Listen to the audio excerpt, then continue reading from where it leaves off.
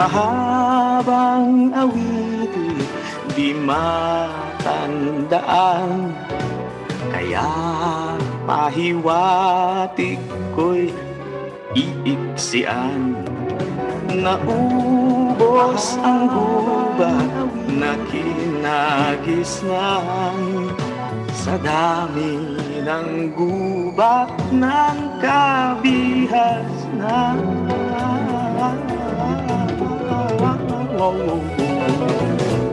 Ito.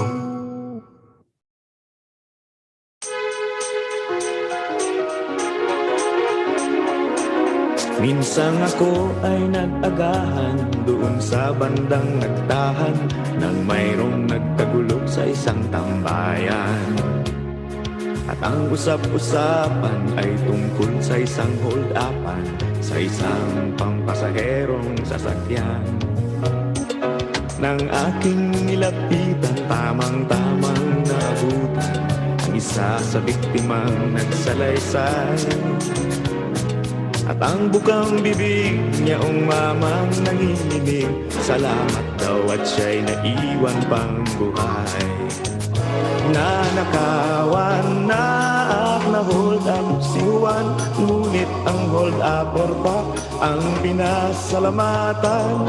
Nabaon sa utang ng bayan ni Juan, ngunit ang nagnakaw pa ang pinararangalan.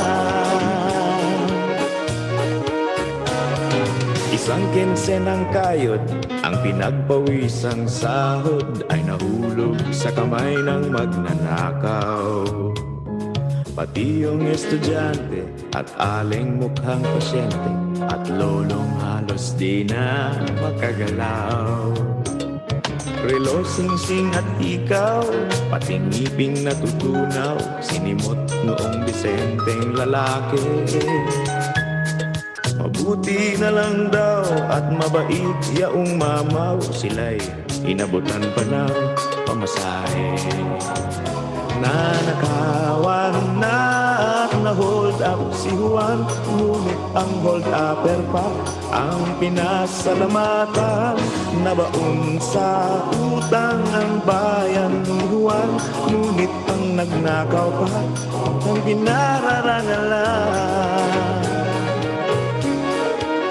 Ngunit minsa'y namukhaan nitong kawawang si Juan, ang hold-upper kanya palang kapitbahay.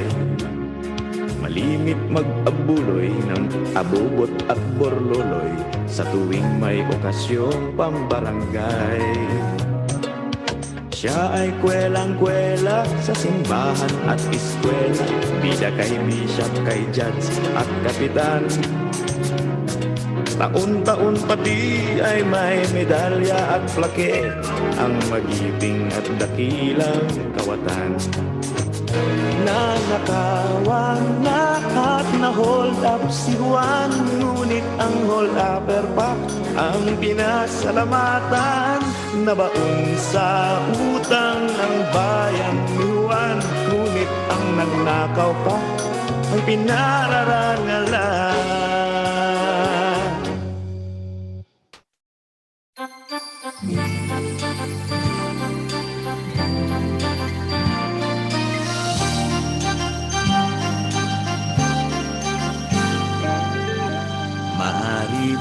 Maari bang busog-busog ng konti, hati-hati dahil masyadong masikip ang upuan.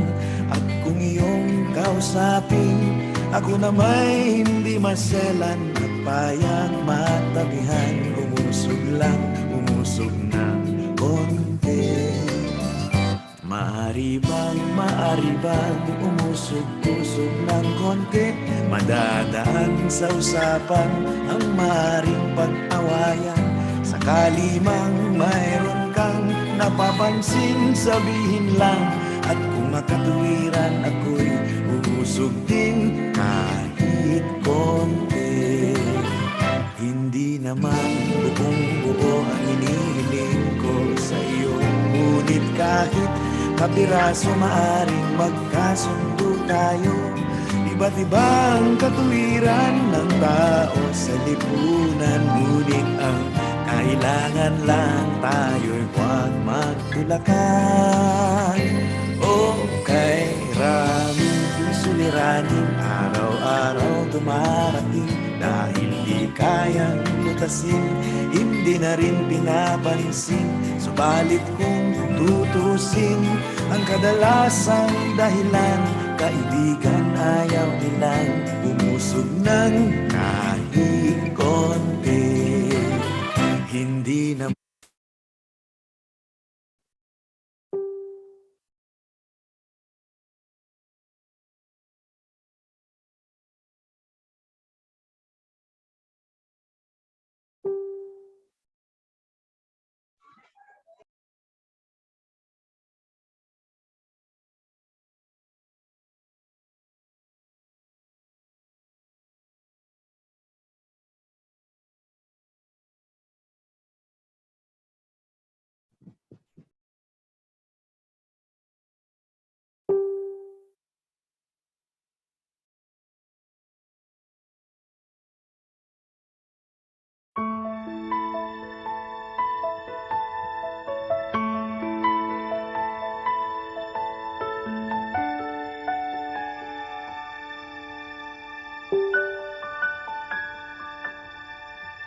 As she stood in front of her 5th grade class on the first day of school, she told the children an untruth. Like most teachers, she looked at her students and said that she loved them all the same. However, that was impossible, because there in the front row, slumped in his seat, was a little boy named Teddy Stallard.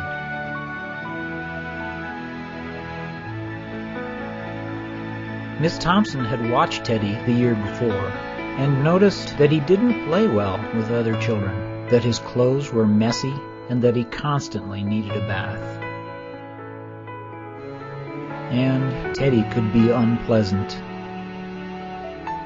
It got to the point where Miss Thompson would actually take delight in marking his papers with a broad red pen, making bold X's, and then putting a big F at the top of his papers.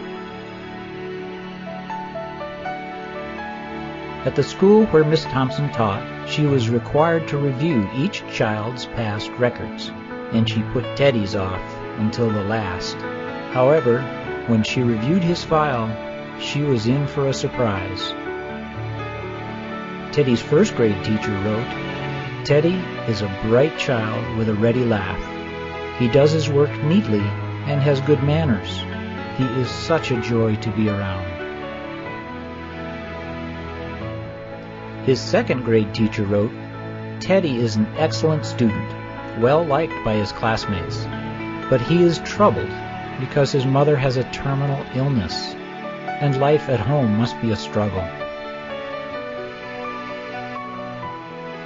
His 3rd grade teacher wrote, "His mother's death has been hard on him.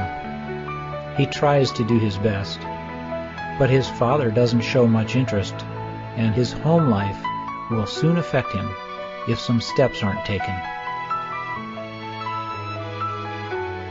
Teddy's 4th grade teacher wrote, "Teddy is withdrawn and doesn't show much interest in school. He doesn't have many friends, and he sometimes sleeps in class." By now, Miss Thompson realized the problem, and she was ashamed of herself. She felt even worse when her students brought her Christmas presents, wrapped in beautiful ribbons and bright paper, except for Teddy's. His present was clumsily wrapped in heavy brown paper that he got from a grocery bag. Miss Thompson took pains to open it in the middle of the other presents. Some of the students started to laugh when she found a rhinestone bracelet with some of the stones missing and a bottle that was 1/4 full of perfume, but she stifled the children's laughter when she exclaimed how pretty the bracelet was, putting it on, and dabbing some of the perfume on her wrist. Teddy Stallard stayed after school that day, just long enough to say, "Miss Thompson, today you smell just like my mom used to." After the children left, she cried for at least an hour. On that very day, she quit teaching reading, writing, and arithmetic. Instead, she began to teach children. Miss Thompson paid particular attention to Teddy. As she worked with him, his mind began to come alive. The more she encouraged him, the faster he responded. By the end of the year, Teddy had become one of the smartest children in the class. And, despite her lie that she would love all the children the same, Teddy became one of her teacher's pets. A year later, she found a note under her door from Teddy, telling her that she was the best teacher he'd ever had in his whole life. 6 years went by before she got another note from Teddy. He then wrote that he had finished high school third in his class, and she was still the best teacher he ever had in his whole life. 4 years after that, she got another letter, saying that while things had been tough at times, he'd stayed in school. He'd stuck with it and would soon graduate from college with the highest of honors. Again, he assured Miss Thompson that she was still the best and favorite teacher he'd ever had. Then 4 more years passed, and yet another letter came. After he got his bachelor's degree, he had decided to go a little further.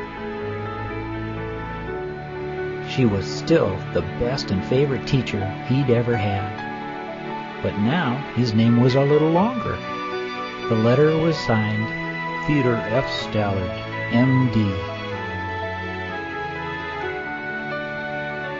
The story does not end here. There was yet another letter that spring. Teddy said he'd met this girl and was going to be married. He explained that his father had died a couple of years ago, and he was wondering if Miss Thompson might agree to sit at the wedding in the place that was usually reserved for the mother of the groom.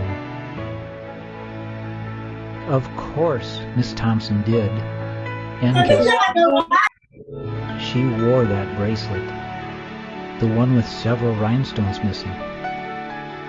Moreover, she made sure she was wearing the perfume that Teddy remembered his mother wearing on their last Christmas together.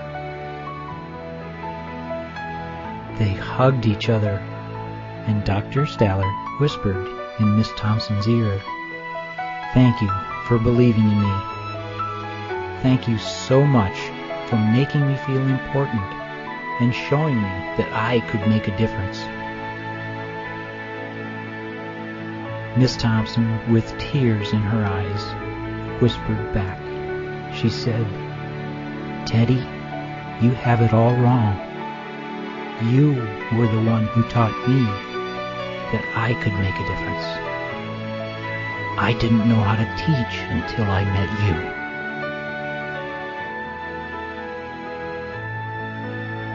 You can never tell what type of impact you may have on another's life by your actions or lack of action. Please consider this fact in your venture through life, and just try to make a difference in someone else's life today.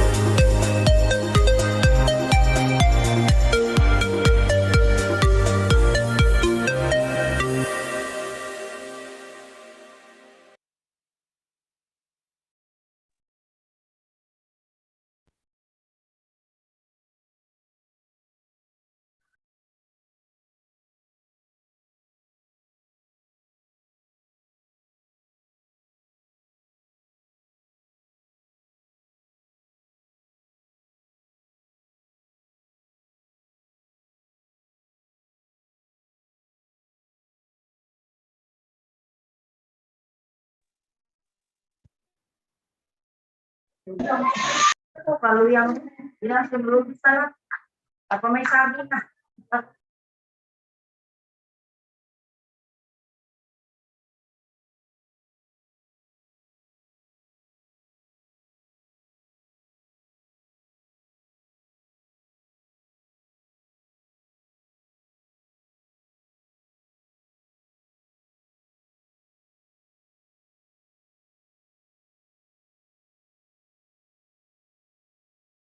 Ayaw na ka naglagamit si mama.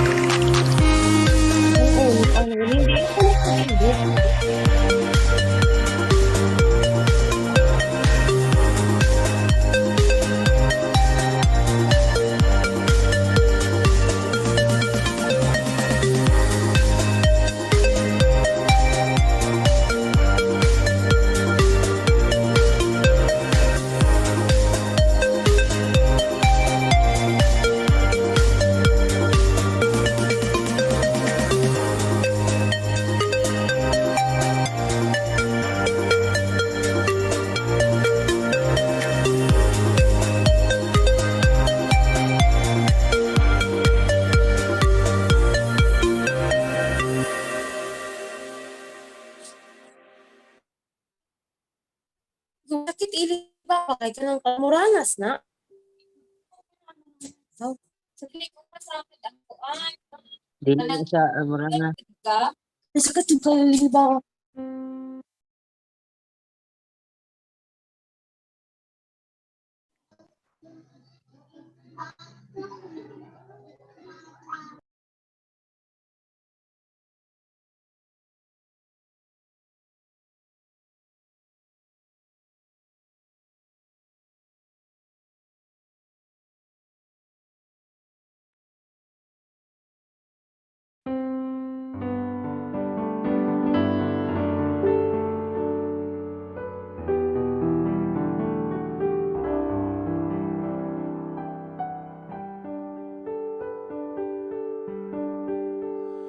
How lovely is your dwelling place, O Lord, mighty God, Lord of all.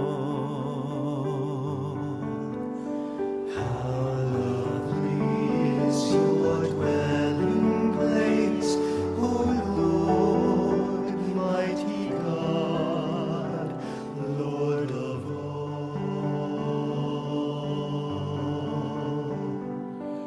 Even the lowly sparrow finds a home for her brood, and the swallow a nest for herself where she may lay her young.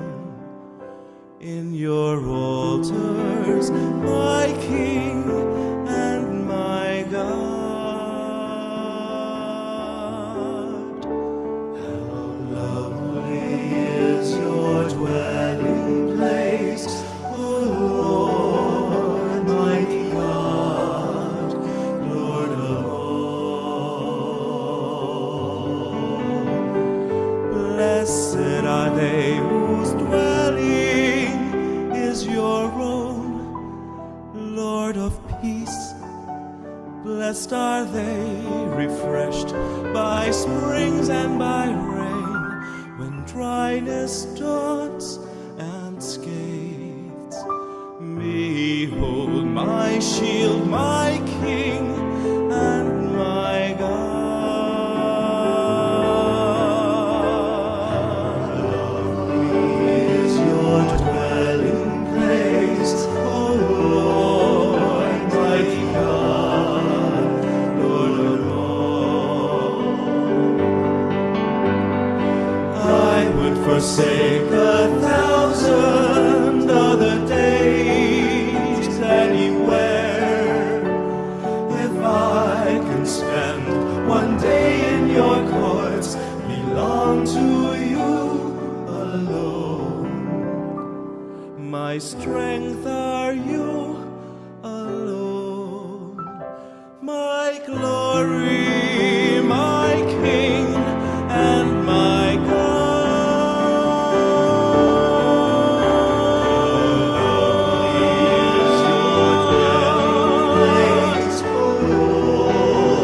Mighty God, Lord of all. How lovely your dwelling place, O Lord, mighty God, Lord of all.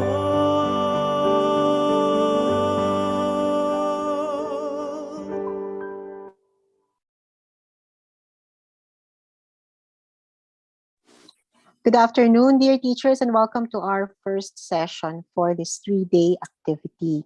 Before we introduce the first session, just a few reminders lang po. Of course, the accomplishment of our attendance link, which is up on our FB group page. So you can access the attendance there. Kung di pa po kayo nakapag-attendance before this session, you can do so po after session 1, synchronous session. Of course, another announcement is to download the assessment tool, which is a Word file, also up on our FB group page.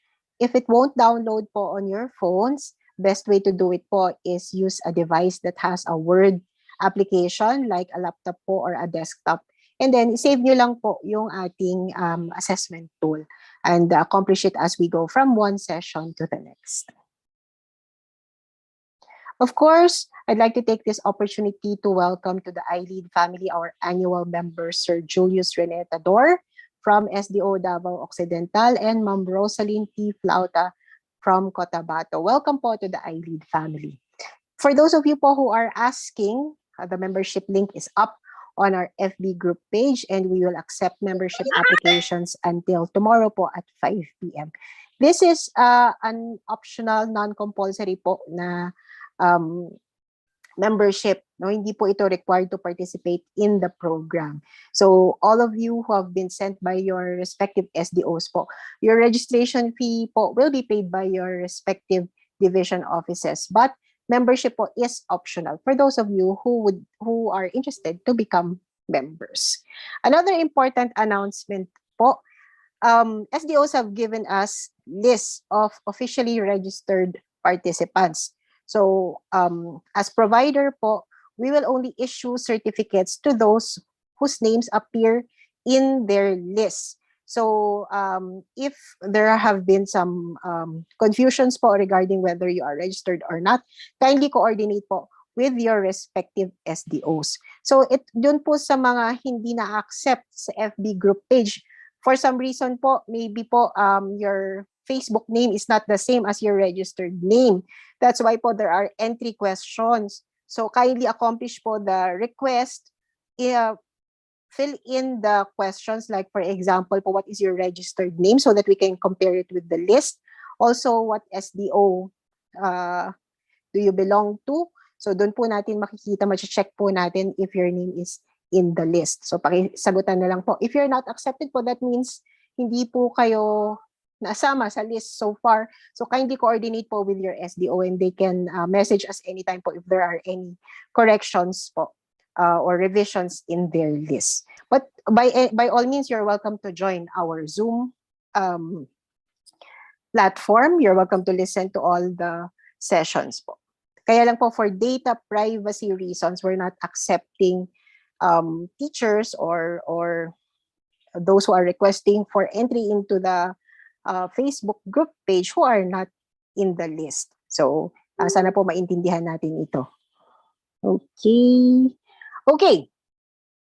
Let us now begin with our first session. Our resource speaker is already here.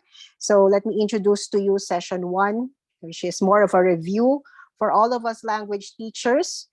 We will look at principles in language teaching. This session provides an overview of contemporary language teaching principles that can be appropriated for the context of Filipinos as language learners. While many long-held language teaching methodologies are effective in a Western context, language teachers today need to reappropriate them by taking into consideration the multilingual nature and characteristics of millennial learners in today's classrooms, whether it be online, modular, or face-to-face classrooms. Our expected learning outcomes for our first session, number 1, is to compare and contrast the language teaching principles, construct and innovate strategies based on language teaching principles that address the needs of today's language learners. Our assessment for session 1, so note po that there are 2 questions for every session. There's 1 question for proficient teachers. So these are categories handed down to us by NEA. Proficient teachers would refer to teachers 1, 2, 3. Pagka naman po highly proficient teachers, this would be master teachers up.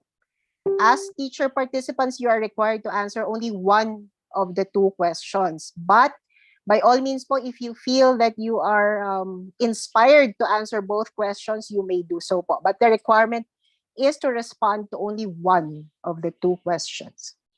First one is you are asked to match language teaching principles with teaching strategies used in the traditional classroom and online mode of teaching or modular mode of teaching. So whichever you are using now. For the highly proficient teachers, you're asked to provide an evaluation of issues, challenges, and problems in language teaching and propose strategies to address this. So very easy lang po ang ating assessment for this afternoon. And to help us respond to these questions and achieve our learning outcomes, we're very lucky to have with us this afternoon, all the way from Oman, Dr. Aldrin L. Apolonio, who holds a Bachelor of Laws, an MA in English as a Second Language, and a PhD in Rhetoric and Linguistics.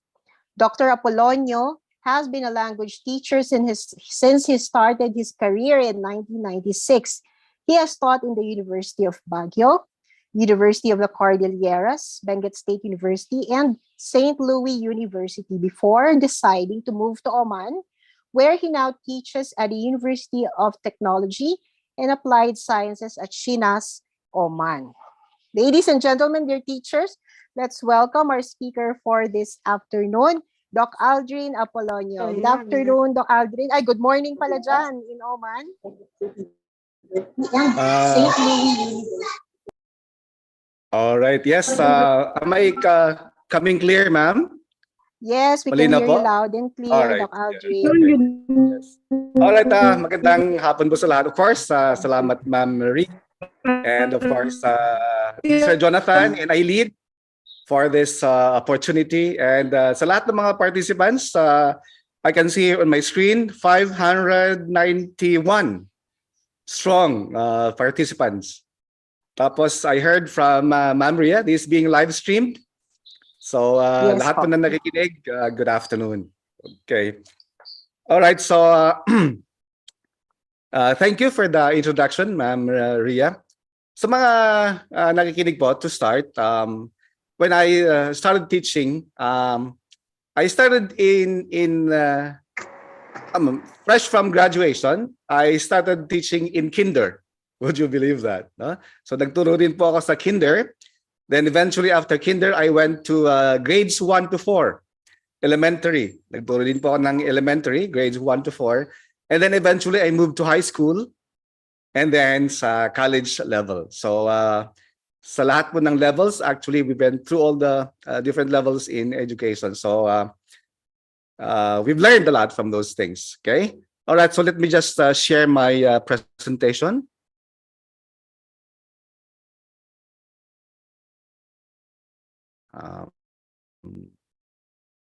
Nakita po ba? Yes, Doc Aldrin, visible. All right. So salamat. Yes, Okay. Okay. I was reading the chat, no?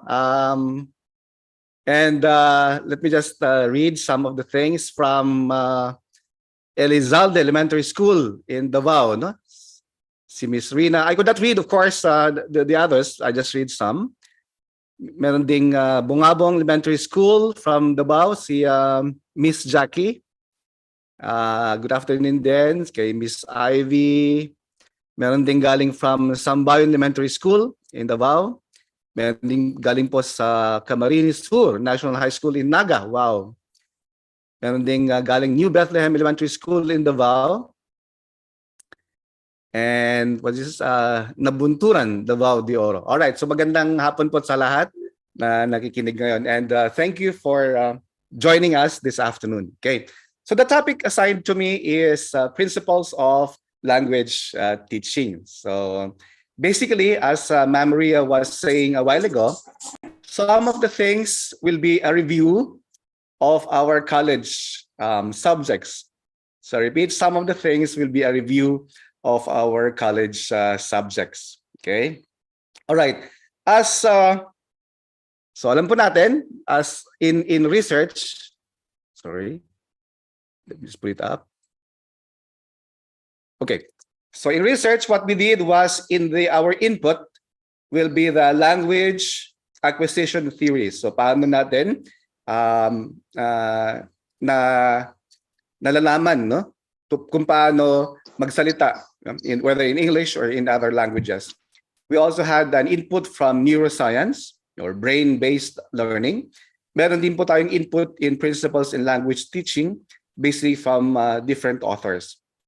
So in the process, we analyzed the different theories. So in the process, we analyzed the different theories and we came out with the principles of language teaching. So hindi lang po isang author o isang libro o isang source yung pinagkunan po natin ng ating topic for this afternoon. Okay? And hopefully, I will justify your time this afternoon. Okay? All right. So, the basic question is, siguro, yung iba pwede mag-type na sa chat box.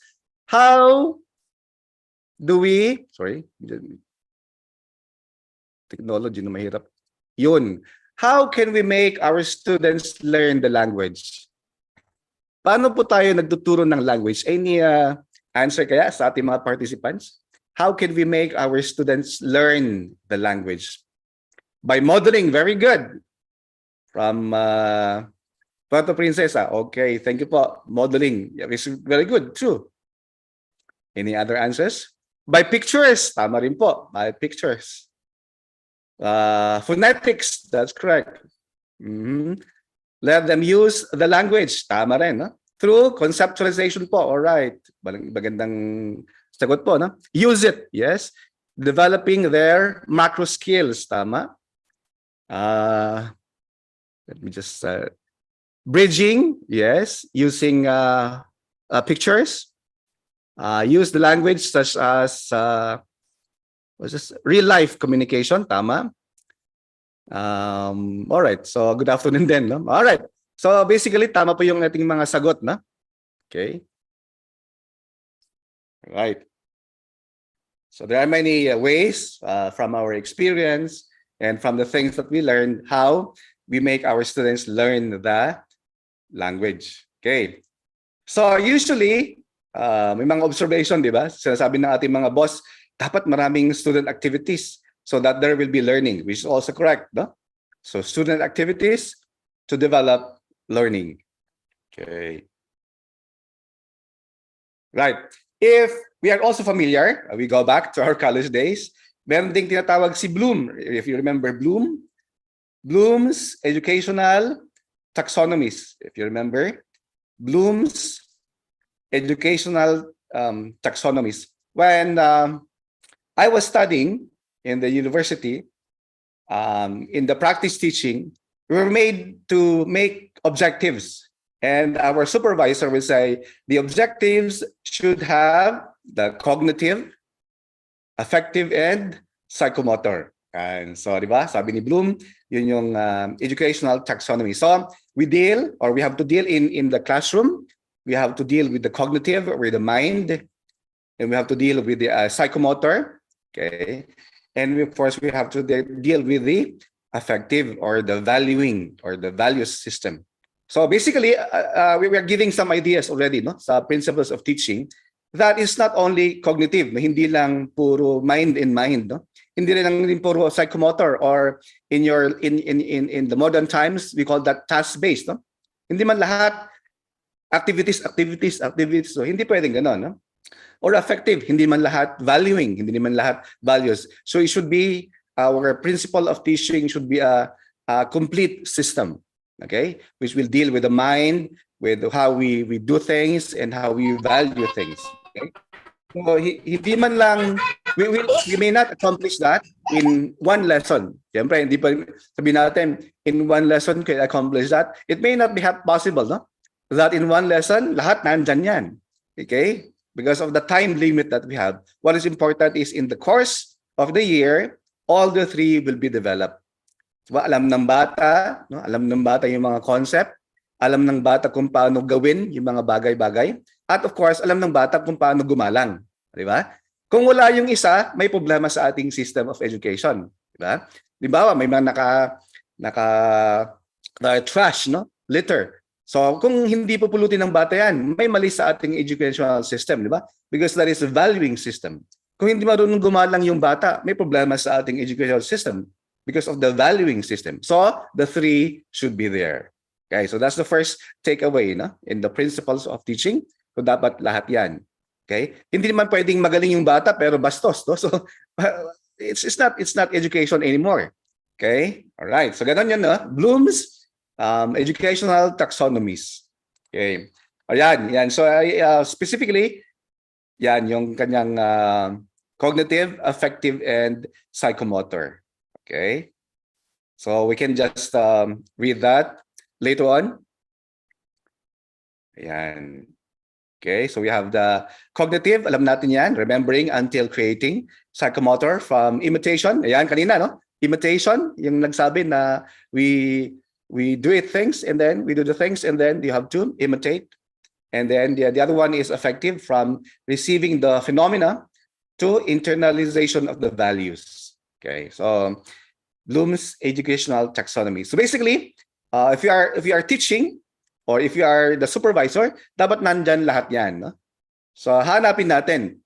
Okay? Hanapin natin sa ating system, sa ating curriculum, sa ating pagtuturo, yung tatlo, cognitive, psychomotor, and affective domain. Okay.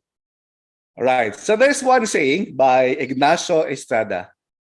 If a child can't learn the way we teach, so we are teaching. We say, ba't hindi kaya natututo yung bata in the way I teach? No? If the child can't learn the way we teach, maybe we should teach the way they learn, right? We should teach the way they learn. Okay? So we reverse the phenomenon. No? So this time, it's learning from them, and then we learn from them through our teaching. Okay, let's see. Right. So how do we learn a language? Ayan, kanina may mga sagot. Let me just check if there are some more answers here. Modeling a positive outlook toward diversity. It can be helpful in dual language classrooms to help students understand the beauty of working together when everyone has different abilities. Tama, no? Modeling, imitation. Okay. Any other answers? All right. Thank you po, sagot. All right. And then, so how do we learn this? So those are our things that we have to deal this afternoon. How do we learn a language? And then, okay. Oh, what happened? All right. Or how do we teach a language? Okay. So teach and learn at the same time. We learn from them, and then we teach how to learn the language. Okay. All right.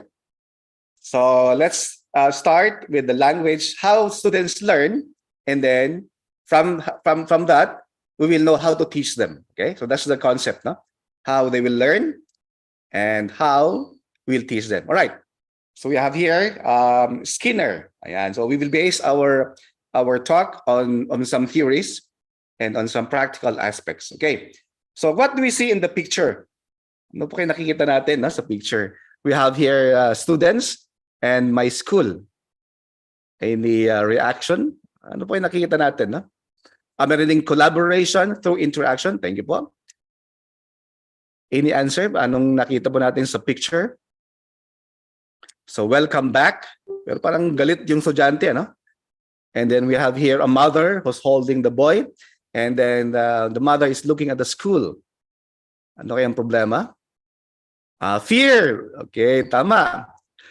Meron ding reinforcement, tama po, no? Scared young boy, tama. No? Worry, tama. All right. Afraid, yes.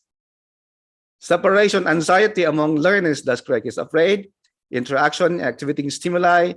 The child looks anxious, confused, dependent to his mother. Separation, anxiety. The student does not want to go to school. Yes. Separation, anxiety. Learners who are saan yan? Punishment, okay. Hesitant to go to school. All right. So these are scared to go to school, punishment, fear. Maybe the child has a fear to go to school, right? Behavior development through stimuli, yes, scared, anxiety. The student is not yet ready to go to school.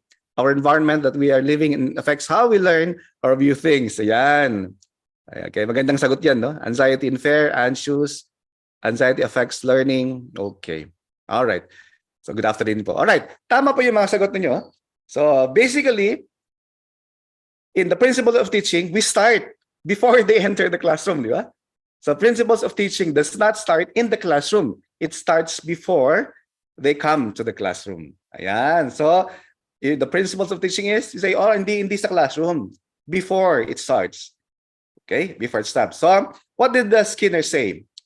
Ayan. So, review. He says, we learn when they are giving us reward or they're giving us reinforcement. Kanina may nagsabi ng punishment.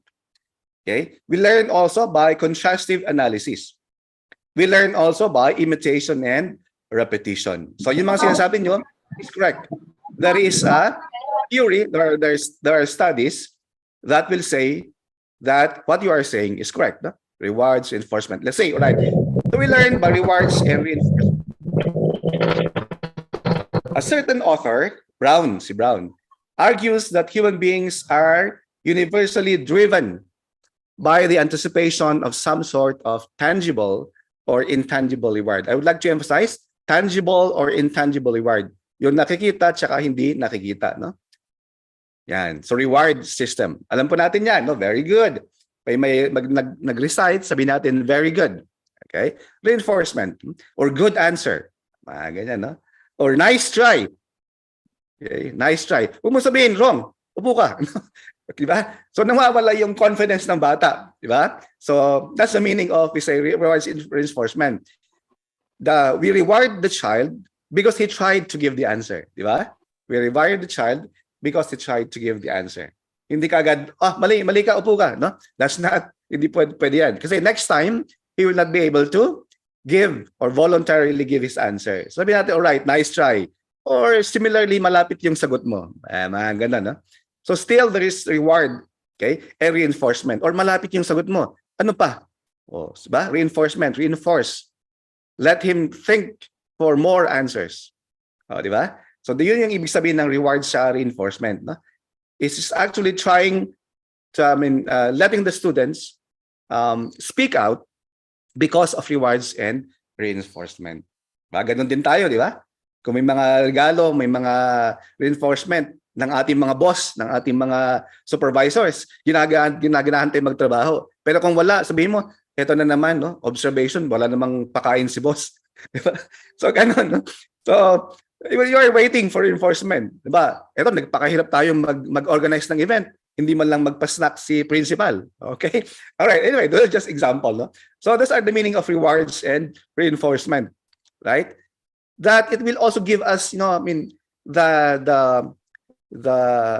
the feeling of satisfaction. Okay? Kung sa bata nga, kung tayo nga nangangailangan ng reinforcement, di ba? Sa ating mga ginawa. Paano pa kayo mga bata? Di ba? Especially for supervisors and for our sirs and ma'ams, our principals and our mga boss, no?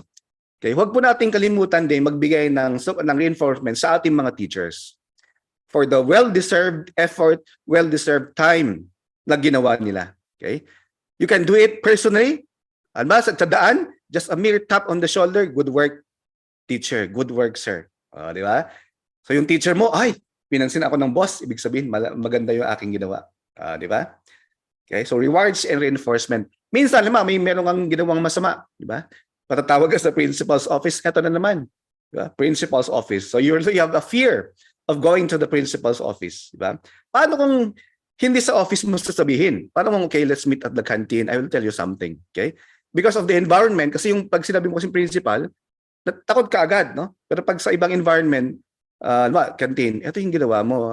Siguro next time, wag mo nang ulitin yan. Di ba? So, different ways of doing things. Na? Okay, so rewards enforcement. Alam natin yan. However, okay, number one, be careful po when learners become too dependent on the rewards and not on the intrinsic desire to learn. Ayan. So be careful po tayo, no? That instead that they are doing it for the reward.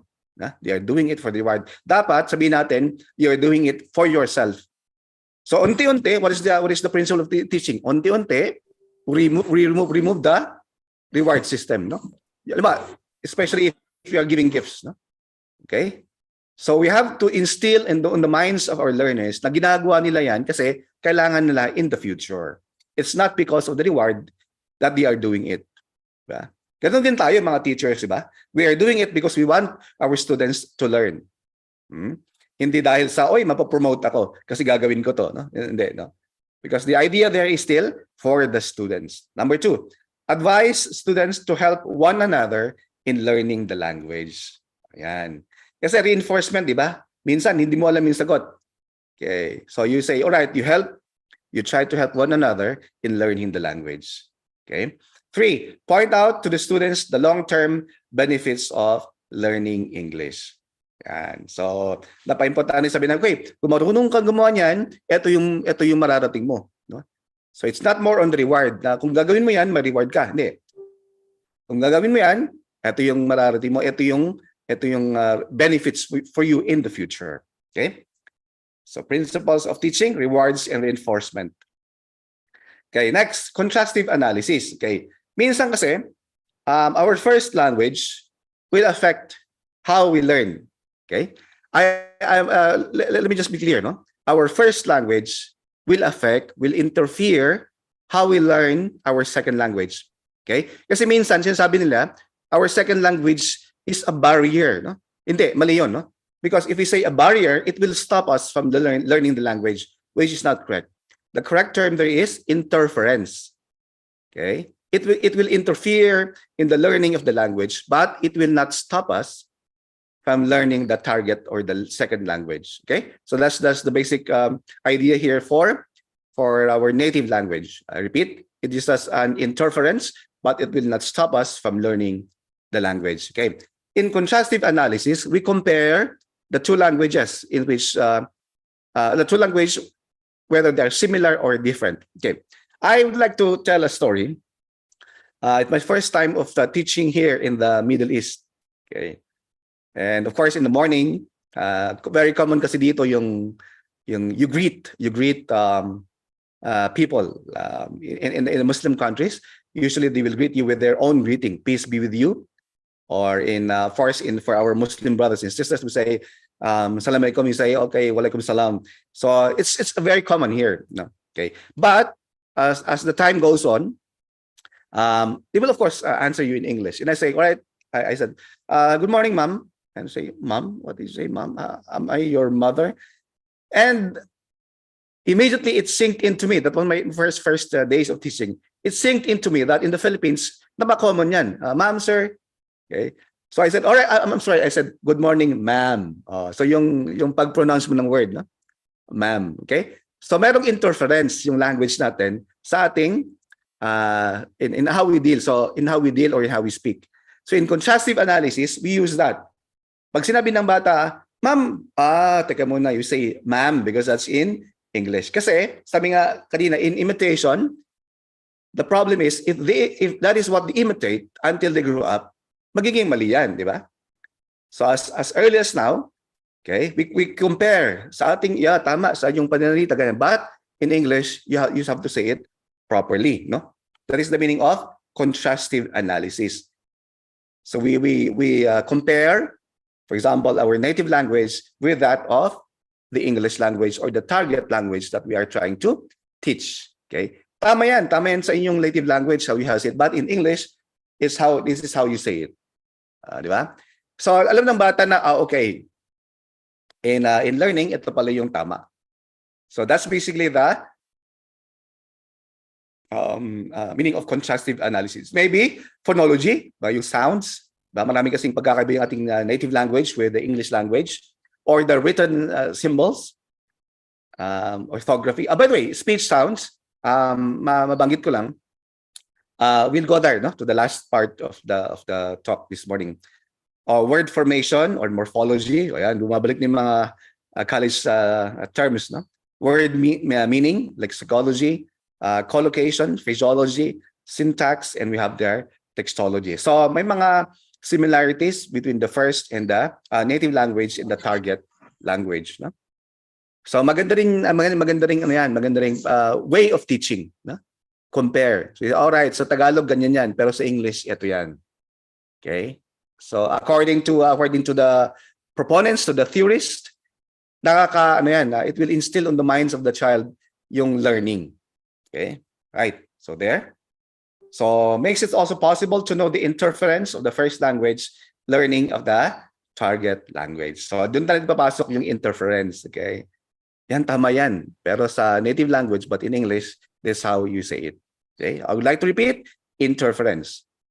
Okay? So never say, nako, ito kasi yung aking pananalita, ito kasi yung aking native language. I cannot already learn English. No, that's not the correct way to do it. It's merely interference. Okay? All right. So native language effect. Okay. The native language of learners strongly influences the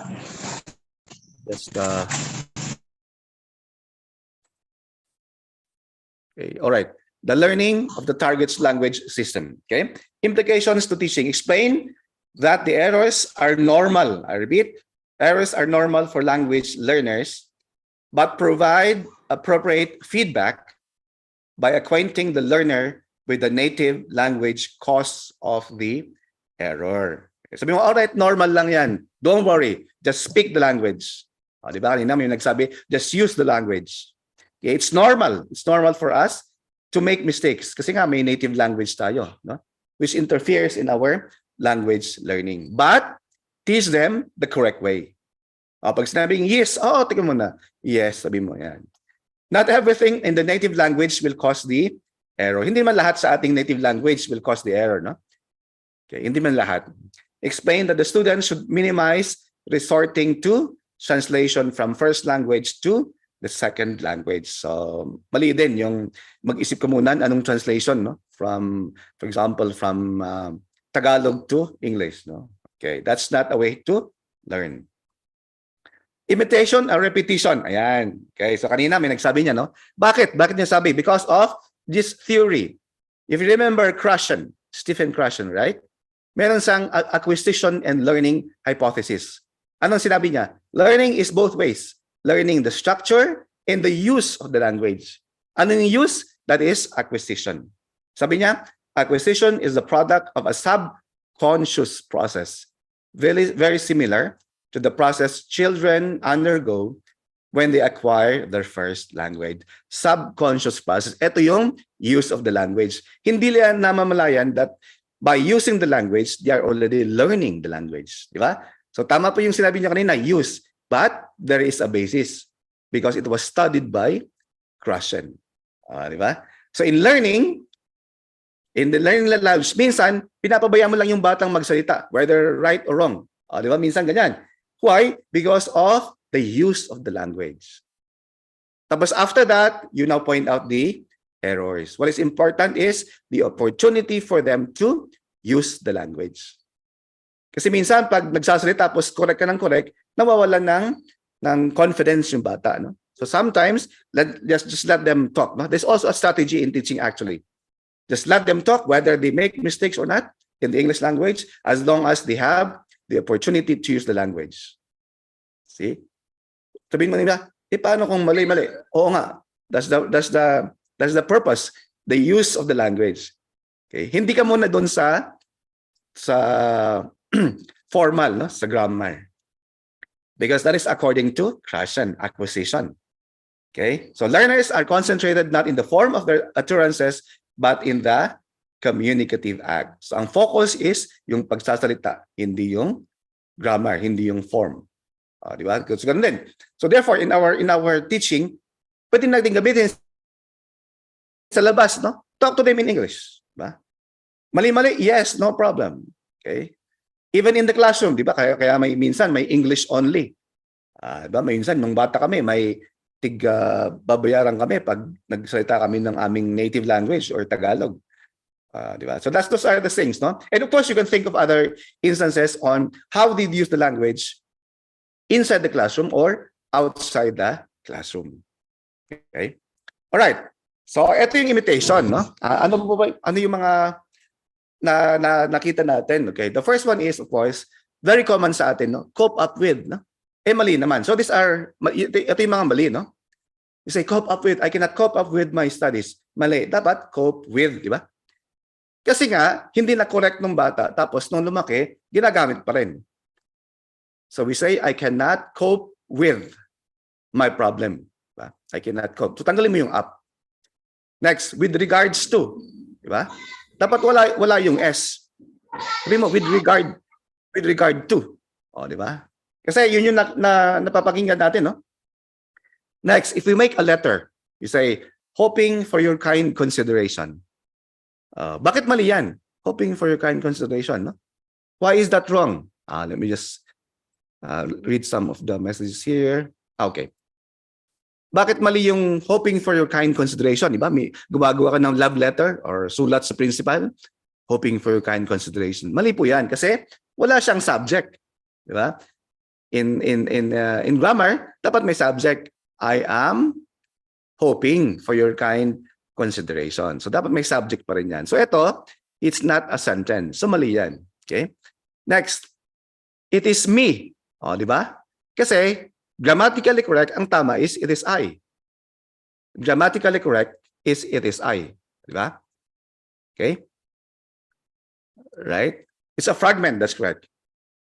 Ang grammatical correct is I.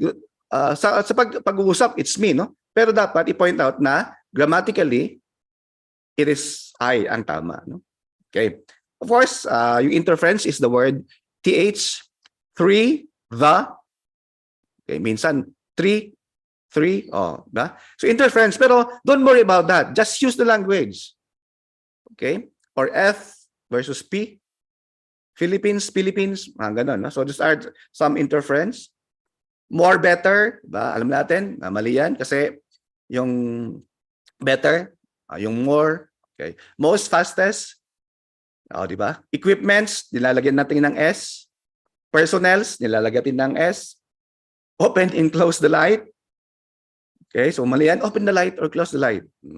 Turn off or turn on. Or have it Xeroxed. Xerox, of course, is the name. You just say photocopied. Kasi pag narinig ng bata, tama pala yan. No? Fall in line, mali yan. Fall in line is you have to fix your behavior according to the standard. That's the meaning of fall in line. Okay, you fall in line means you look at your behavior and match it with the standard. Ang tama is stand in the queue, line up, or make a line. Di ba? Kasi nakita na, all right, children, fall in line. Mali. Stand in a queue, line up, or make a line. Taken care of, di ba? Dapat walang D. Taken care of. Fill up a form. Pipirma ka sa papel, di ba? Enrollment. You fill up the form. Hindi. You say, fill out. Fill out the form. Okay? Stand up. Huwag mo sabihin mong stand na lang. You say, please stand, please sit. Okay? All right. So because of that, lumabas yung experiential learning is the process of learning by doing, connecting theories and knowledge to real life situations. Doing by, learning by, doing. Iniba lang yung term, no? Experiential learning. Okay? Learning by, doing. So sa baba, andyan yung task-based. Di ba? Lumabas yung task-based. So the learner is an active participant in the educational process, and learning is achieved through a continuous cycle of inquiry, reflection, analysis, and synthesis. We discussed that. Psychomotor. Iniba lang yung term. From psychomotor, iniba lang yung term. Experiential learning, kunyari, or task-based learning. When in fact, it's actually psychomotor. Pure and simple. Ayan. So, yun lang yung mga parang heavy terms. Okay? Pero actually, that is psychomotor. Nabanggit na noon ni Bloom many years, many decades ago. Okay? Yan. So, importante yan, no? But that is part of learning, yung tatlo, di ba? Psychomotor. Okay. Implications of teaching. The class begins with the language systems, grammar, phonology, discourse. Okay. Alam natin yan. How did we learn the English language? We start with the letters, right? A, B, C, D. And then teacher will say, all right, what are the sounds of the letters? Okay. We have the vowels and the consonants. B. Okay. So we have the sounds, no? Phonology. And after that, from letters, sounds, we went to words. Or we say apple. Ayan. Afterwards, we went to sentences. After sentences, we went to discourse or paragraphs. Ganun naman talaga ang pag-aaral. No? Pero minsan, iniiba na ngayon, no? I've read an article that they started with the sounds or the letters which are commonly mispronounce. Okay? Doing that is wrong because it is unnatural. Ba? Unnatural. You start with the alphabets, A, B, C, D until Z, right? Ganon dapat. Okay? Next, large portions of the course are focused on the use of the language. Yan. So as much as possible, ano yung mga activities of the use of the language. Automaticity,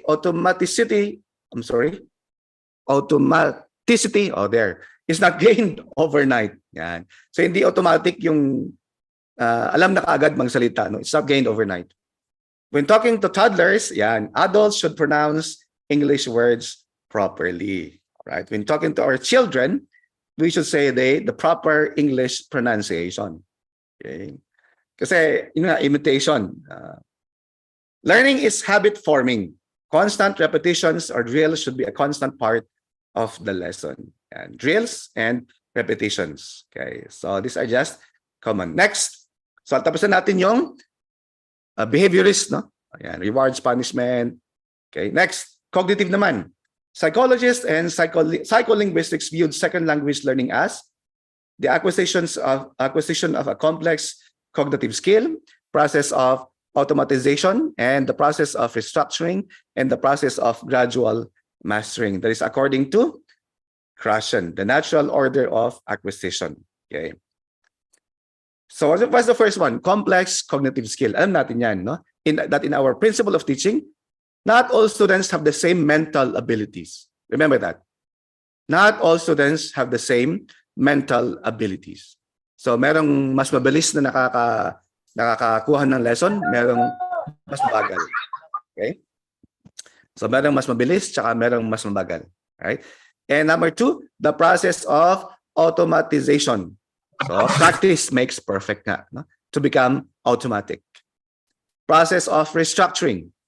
Okay, from old concepts to new concepts. From simple materials to more complex materials or exercises. Okay. Process of gradual mastering. Language takes time. Remember that. Language learning takes time.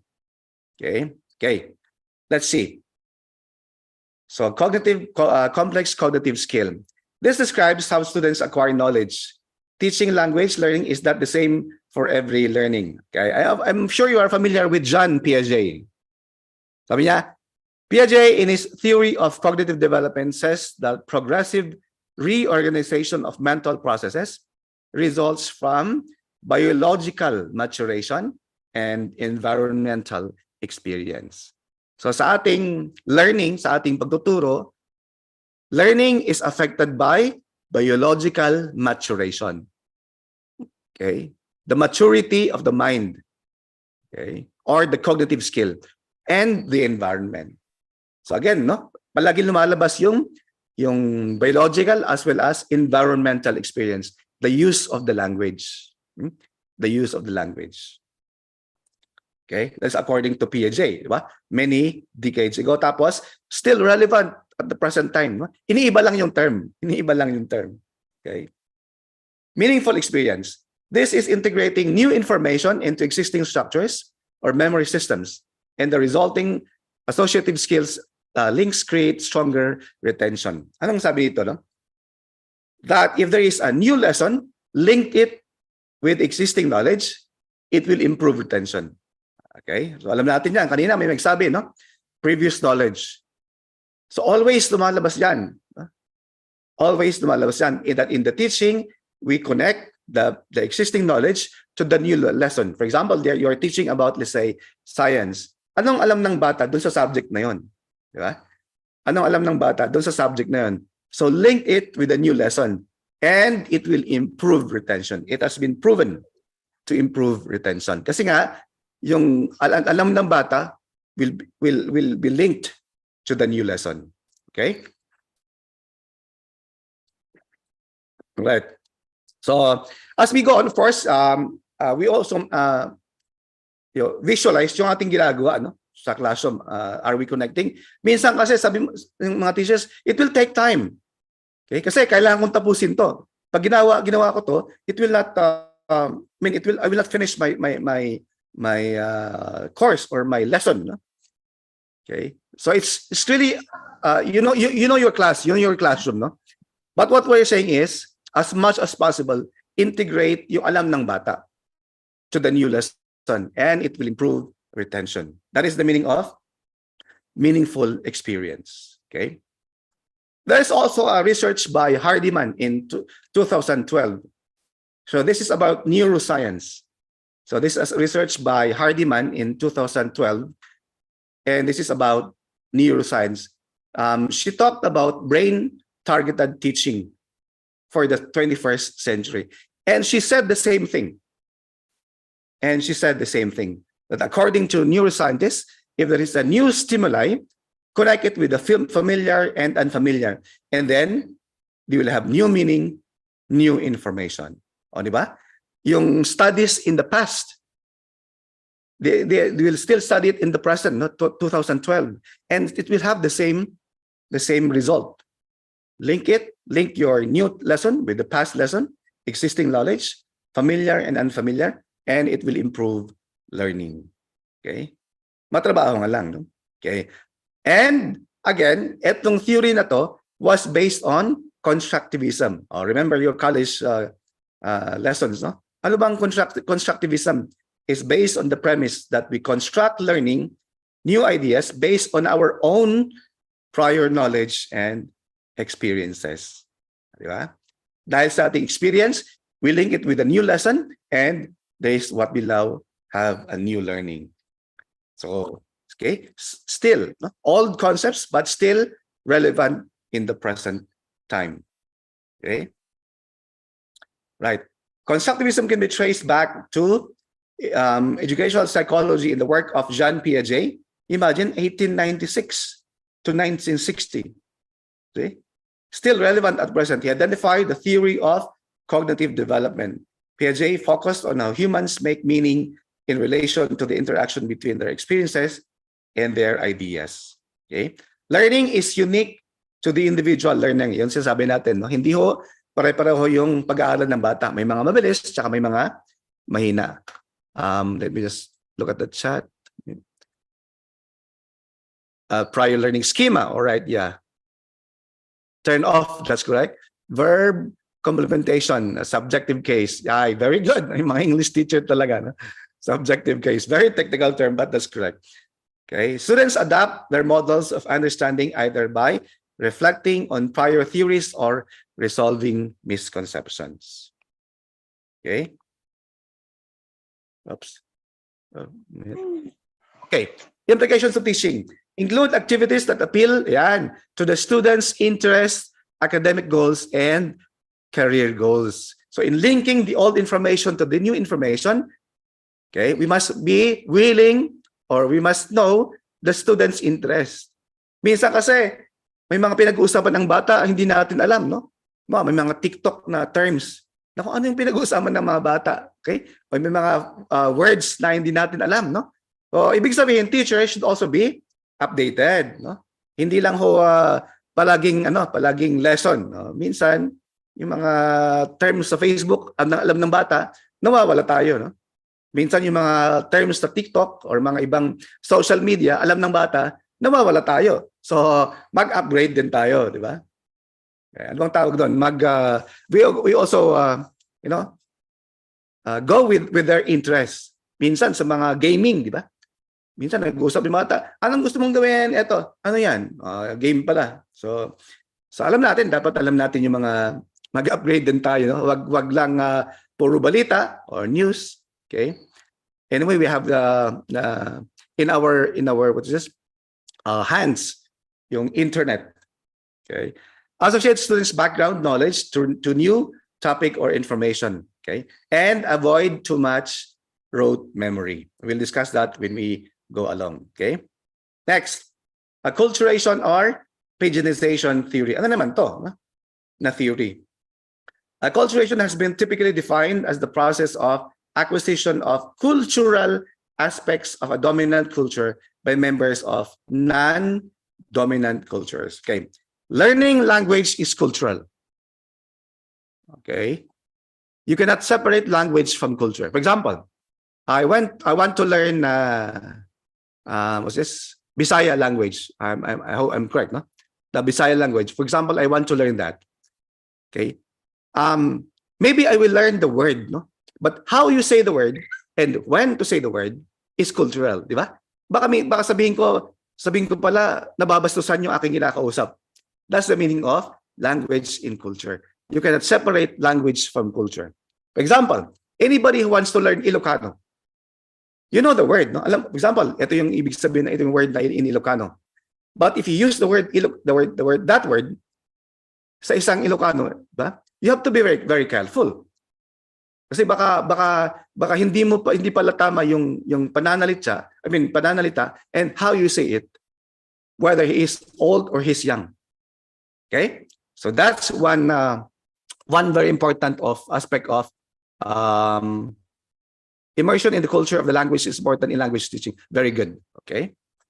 Yan. So that's important. One important aspect of language. Language is cultural. Okay? Mamaya malalaman natin kung bakit yung mga inisip natin na native speakers, they are not actually good in English. Oh, di ba? Parang mali native language pero di pala sila good in English, no? Parang may mali, no? All right. Anyway, we'll discuss that as we go along. Okay? So that is acculturation. Okay. Pidginization is a linguistic process that occurs when people who don't speak the same language come into contact. Diba? So, an Ilocano and a Bisaya will come into contact. Okay? And they will create their own language, Pidgin. Diba? You remember your college days? Ilocano and Bisaya will come together. They will, talk. And then, magkakaroon ng parang language system nila, which is called a Pidgin. Okay? So, Pidgin is a grammatically simplified means of communication that develops between two or more groups of people that do not have a language in common. Okay. Ano naman ang effect niyan sa teaching? Yeah? Kanina may nagsabi immersion, which is correct. Okay. Oops. Oh, sorry. Okay. Important principles of teaching. Acculturation. The learner must as much as possible come close to the target language. Ito, nabanggit na ni Krashen. He called it comprehensible input. Tama yung comment, no? Immersion. So if you want them to learn, for example, let's say, galing siya ng abroad, no, na bata, he's now in your grade, you want him to learn Bisaya, you immerse him, di ba? Sa mga bata na nakakapagsalita ng Bisaya. That's it, no? If you want him to learn English, immerse him in a situation that he will use the English language. Ganun lang, as simple as that. Okay? Social distance or pidginization. Okay? They do not speak the same language. So, doon nagkakaproblema, di ba? They do not speak the same language. And they will create a new language which is called a pidgin. So, it's our responsibility to check now. For example, namamali yung English nila, yung pronunciation nila, it's our responsibility as teachers to check now if they are saying it correctly or if they are using the language correctly. For example, the English language. Okay. Psychological distance. These are the different affective factors that concern the individual in learning the language, like language shock, culture shock, feeling silly. Ayan. Minsan kasi, common, no? May nagsasalita ng English, tinatawanan ng mga bata. We go back to reinforcement, no? So, sabi mo, okay, just go on, just speak the language. Di paano kung nakikipagtawa yung teacher, no? That's the problem. But that should not be the case, right? Yan, feeling silly. So, encourage. Culture shock, no? Yeah. When we say culture shock, yung parang nahihiya siya, no? To speak the language. Okay? Wow, I mean, it's amazing. Tapos, yung iba, marunong na ako, hindi pa, di ba? So, yun yung mga importanteng kailangan nating bantayan sa ating classroom, no? Okay? Or language shock. Parang, hindi ko pwedeng pag-aralan yan or I'm not into it. Or for example, they come from a poor family. Tapos pupunta ng classroom, first time na gagamit ng English. And he will just feel, shocked with students who are speaking the language, di ba? So, ganon yung mga tingnan natin sa ating classroom. May mga batang ganon. Especially those coming from the provinces. Okay? Kailangan nating bantayan. That's the principle of teaching. There's a comment. We should be the promoter of the language exactly. Tama po yan, no? Right. So, diba? So, isip-isip tayo sa ating mga classrooms. May mga ganun ba na do we put more time for them to use the language, English or whatever? Do we concentrate or do we give time for students na ganon, no? Psychological distance, they're affected by the use of language, or do we call more on those people na nakakapag-English? So mga ganon, okay? Principles of teaching. Then, okay, culture. The teacher discusses the cross-cultural differences and emphasizes that no culture is better than another. Minsan kasi sa language shock, sa culture shock, nahihiya yung bata doon sa kanyang kultura, di ba? Which is not supposed to be. Sabi mo, don't be worried, don't feel inferior because of your culture. Okay, wag mo sabihin na no culture is better than another. Be proud of your culture. Okay? So ganun yung sabihin natin. So feeling he's not proud of his culture, the student, tapos you teach him, okay? So try to speak the language or English, okay? The teacher includes some activities that illustrate the connection between language and culture. Yun ang sinasabi ko, no?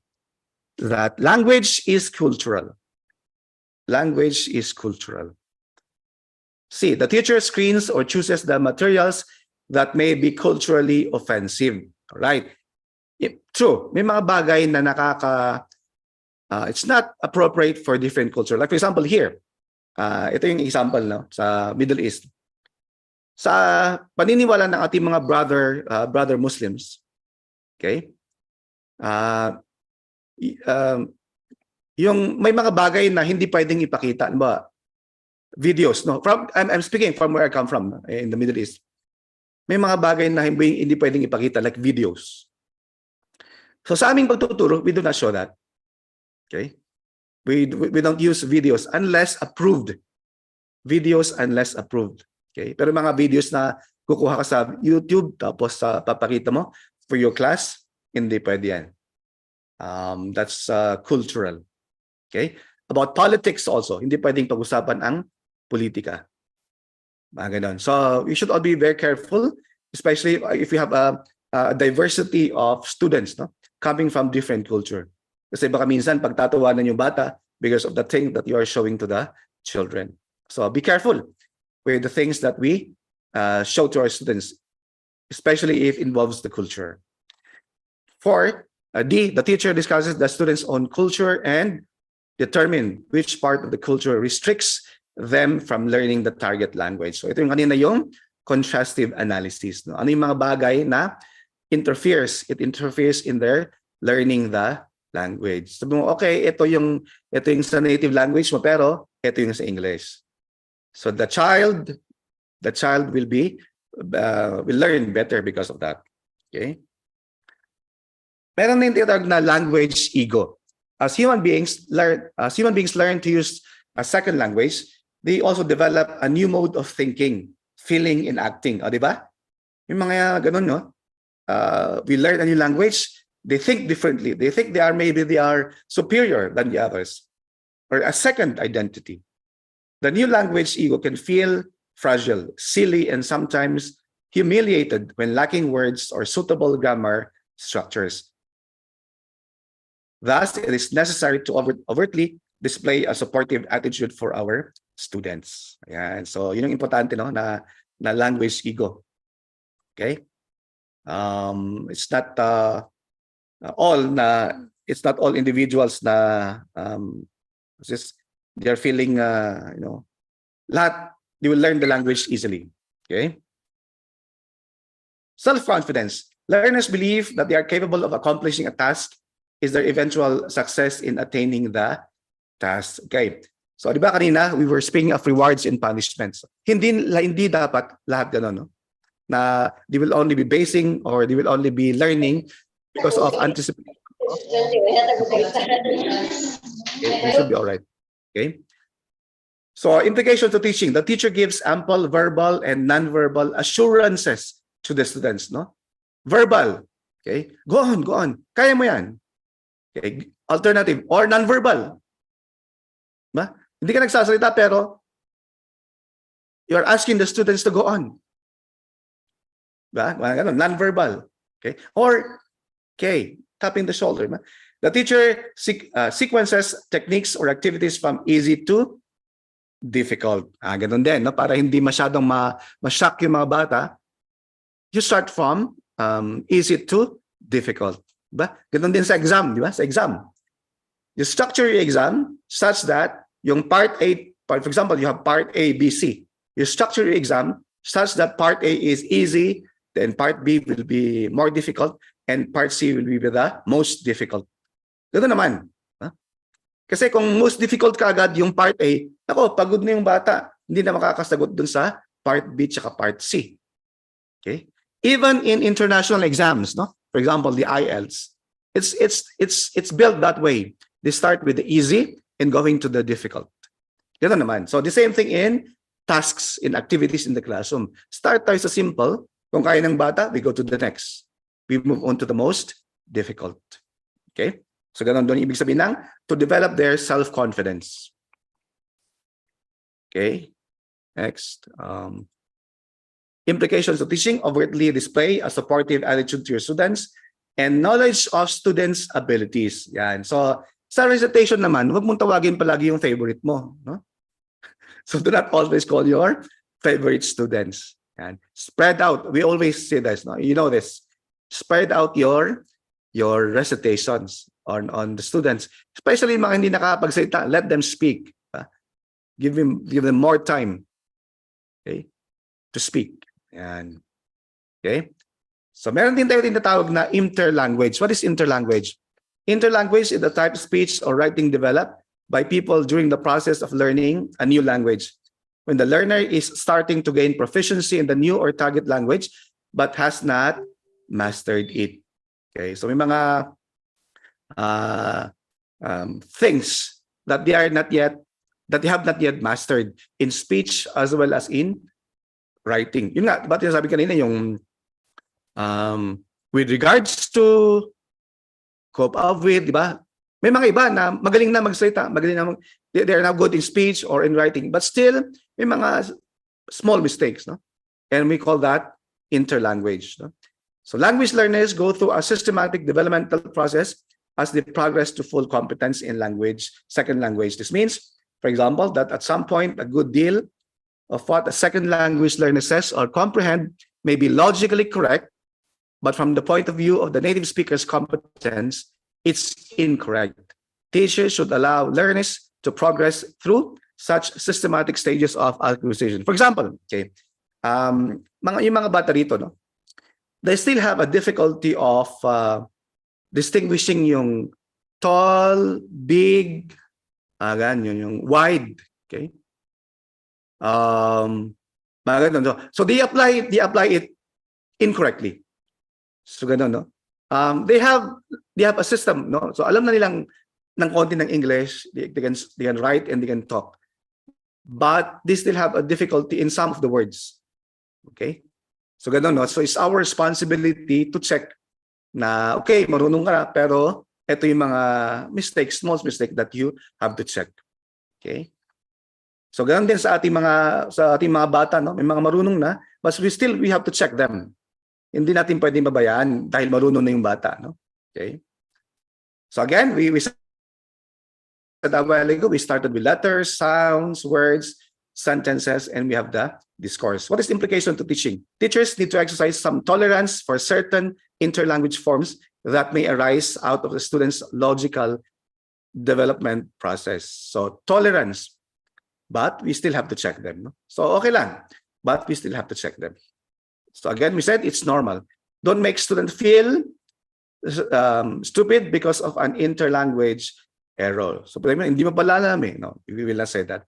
Next, committing mistakes in language acquisition is normal. And as the ability of the students improve, they try to get them to self-correct. We'll go later on about self-correction. Point out mistakes with kindness and empathy. And point out mistakes with kindness and empathy. Okay? Right. Okay. All right. Student motivation. This is always the biggest problem in the biggest question. how to motivate our students, right? This is always, it is easier said than done, okay? It is easier said than done, right? Just like teaching, in principle of teaching, teaching starts, as we said, not inside the classroom. It starts before they enter the classroom, okay? And this is also about student motivation. So ang tanong, paano mag-motivate ng bata, no? And these are just some of the theories that we have gathered. So this is not our opinion, but this is coming from theories. Okay. So we have here before and after, right? So nakita po natin sa picture, we have before and after. We have here classical conditioning, alam natin yan, si Pavlov. And we have the stimulus, we also know Thorndike. And then on the middle, we have response, is coming from Thorndike. Remember his stimulus response theory. And after, andyan si Skinner in his operant conditioning of reward and punishment or reinforcement. Let's see, okay? Right. So we have here a classroom. Ang tanong is, if you are in this classroom, would you like to, would you enjoy studying? Yan. So if nandito ka sa classroom na to, would you enjoy studying? No, sorry. Bumalik, okay. Ayan. Just looking at the... Yes, okay. Maraming yes. Of course, na?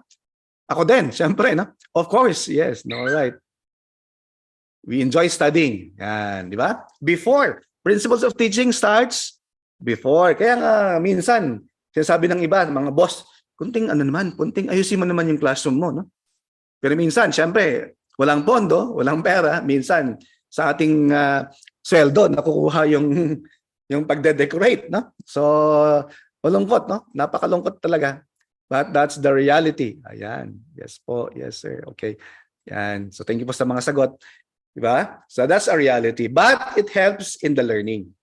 It helps in the learning. Din paano kaya, boss, kung sabi niyo sa principal, nako, nabaha kagabi. Tapos pumasok, nako, may mga putik-putik pa. No? So, may mga actual scenarios, no? Or yung bubong tumutulo. Yeah. O kaya, so these are different scenarios. But, as we are saying, dapat siguro ayusin natin ng konti yung ating classroom. Yan. Konting picture. Okay, konting mga pampagana ba na? Okay, so una is environment. So according to this theory, kanina yung nabanggit natin, okay, before, yung classical condition before is, okay, sorry, yan, classroom, environment, right? Environment. Next, ayan, may mga iba't ibang guro, no? The one on the left, okay, if you are the student, right, ano kayang feeling, no? Pag ganyan ang teacher, no? One on the left, yung lalaki, no? Okay, di ba? Napaka-seryoso naman si sir. Ano? Fear. Okay, tama po, no? Or the one on the right, si madam. May ano pa, may stick pa siya, no? Nakakatakot naman, no? Okay. Or in the middle. Oh, di ba? Parang medyo nakangiti si sir, no? Okay. So again, one factor na ayaw mag-aral ng bata is, unfortunately, yung teacher, di ba? We always say, the best audio visual is the teacher. Okay? The best audio visual is the teacher. Hindi yung may PowerPoint ka or may Manila paper ka, the best audio visual is the teacher. Yan. Okay? So, yung teacher ba, maayos din ang pagkakadamit, no? May mga iba naman na instead na mag-aral, yung teacher na lang yung tinitingnan, okay? But that's a reality, no? Okay, may I see mga comment? Okay. Smile lang kahit pagod. Yes, tama po. Terror, teacher. Appearance and attitude of the teacher speaks a lot. Tama, no? Teacher factor. Yan. Smile lang kahit pagod. Okay. There's a name here. I don't want to say, baka totoo yung pangalan. Baka nandito si ma'am. Okay. Scary teacher. All right, scary teacher. Yan. So again, kanina nabanggit natin, classroom. Number 2 is teacher. So, factor of teaching. Okay, so tayo naman. Okay. Okay, baka pagpasok naman natin, yung parang hindi naligo. Nako. Okay. Next. Alright, di ba? Parang enjoy na enjoy yung mga bata, no? Okay. Sa ating lesson, yan, sa ating pagtuturo, paano tayo magturo? Siyempre, this is a reality, no? May mga days na we are in our spirits. Di ba, na magturo. May mga days din na, pagod na pagod. Ayoko na. Magpa-sit work na lang ako, magpa-quiz na lang ako, di ba? May mga ganun. That's reality. That's normal. No? That's the reality and that's normal. Okay? Yan. So, yun lang. As of course, our boss will say, make the lesson interesting for them. Okay? Yan. So, I cannot tell you what to do. You are actually, that's why I said, yung mga nasa elementary in high school, they are the best teachers. No, nasa kinder, they are the best teachers. Elementary, high school, or kinder. No? They are the best teachers. Why? Because alam nila kung yung paano ba mag-motivate, ano yung lesson na gagawin nila. Diba? Kasi sa college, it's easier. Just give them the paper, the students will study. Ganun naman sa college. No? But in the kinder, elementary, high school, wow, ang daming gagawin. Tapos mamaya, meron pang extracurricular activities. Yan. Tapos mamaya, meron pang birthday party. So ang daming commitments si teacher, no? So, nakakapagod talaga, no? But that's the scary teacher, okay? Teaching with the heart. Need to joke sometimes to your learners. Yes, no? Okay. All right. Yan. So again, I salute nga talaga mga kinder, preschool, elementary, and high school teachers, no? To me, you are the best teachers. Okay, and so I will not teach you how to teach a lesson effectively because that is your students, you know your class, diba? Okay, dahil kaya nga sa observation, dapat hindi yung titingnan ng boss na, uy, mali yung lesson. Hindi eh. Kasi ginawa mo yung lesson kasi alam mo na yun yung best para sa kanila. O, diba? Ganun dapat. Kasi kaya nga nagtuturo or may observation kasi yung klase na yon, yung mga ginawa nila, yun yung alam mo na makakapag-aral yung mga bata. Tapos sabi ng boss, ito dapat sa nagawin mo. Ikaw na magturo, sabi mo sa boss. But that's also a reality. But in observation, okay, as we will all say, the teacher has or knows the students. Imagine, no? You are with them for the whole year, tapos you are observed only once or twice. So it's not enough, no? Okay? So siguro mga siguro mga classroom management, siguro mga ganun lang, no? Okay? Or hindi mo na-meet yung lesson, mga ganun lang. But to teach you how to start, it's different. Actors and actresses, yes. The teacher knows best whether it's suited to the learners and the effectiveness of the approach. Tama po yan, no? Okay. Kaya nga yung teacher is rolled into one. Psychologist, may iiyak ang bata. Okay? Or umihi, tapos ikaw yung magpapalit ng damit ng bata. Pawisan, tapos ikaw yung magpapalit ng t-shirt ng bata. May problema yung bata, sabihin siya, teacher, may problema ako. Psychologist. Di ba? Okay. Actors and actresses, yes. Sometimes you dance in the classroom. Sometimes you cry, sometimes you smile, but you all do everything actually inside the classroom. Yeah? So you are rolled into one. Yeah? Sumbungan ng problema and everything. Yeah, that's correct. So teacher factor pa rin. No? But as we said, it's a reality. Use her magic wand. Okay. Yan. Scaffolding, yes. Versatile, yes. All right. Okay. Yan. So, teacher, sa lesson din, no? So again, environment, classroom. Number 2 is the teacher. So, pagpasok pa lang, takot na mga bata. Nako, hirap din yan, no? So, strict but firm, right? Kind but firm. Mga ganyan, no? Kung mali talaga. But you laugh with them. But if it's wrong, it's wrong. Ganyan. So, alam ng bata na, okay, ito yung limitation. Mabait si teacher pero kung mali, mali talaga. I will have this punishment. Mga ganun, ba? Okay?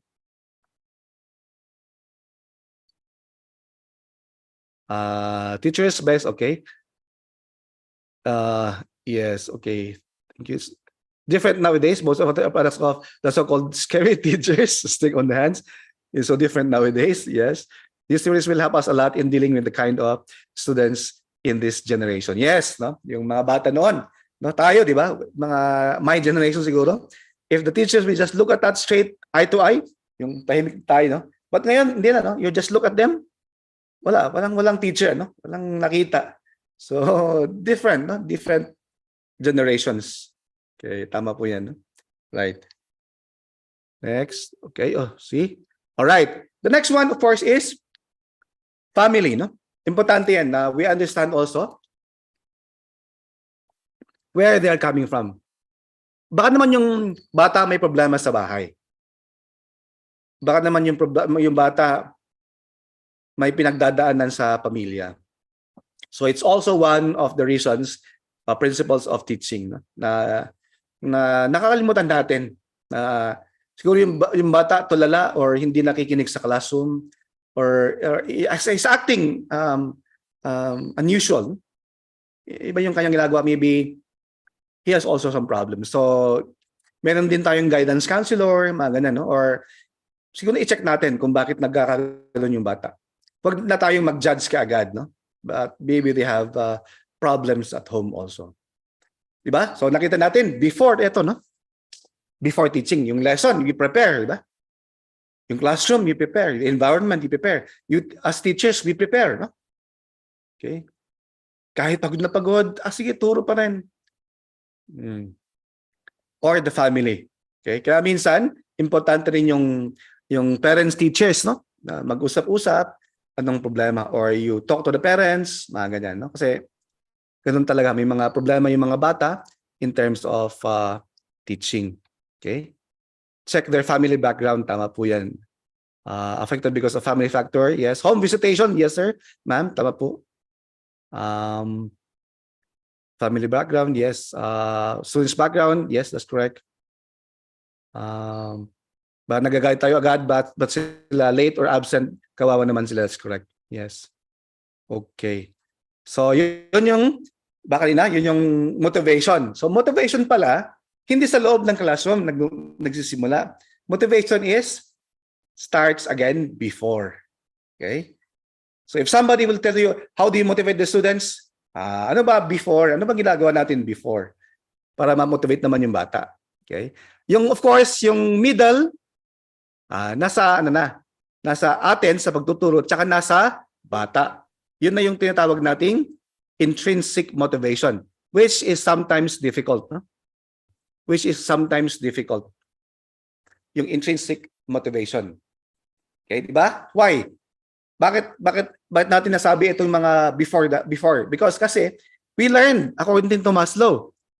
Okay? If they have problems on the first step, no? Physiological problems, may problema sa pagkain, wala silang pagkain, wala silang bahay, wala silang food. Di ba?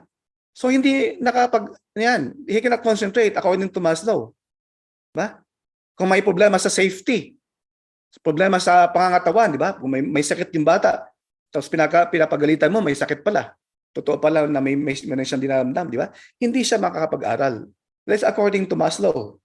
Love, di ba? Family. Or esteem. Baka meron siyang, self-esteem, recognition, freedom. Ba? Baka naman binubugbog sa bahay yung bata. That is only the time that they will have their self-actualization. O, di ba? Alam natin yan in our theory. Ba?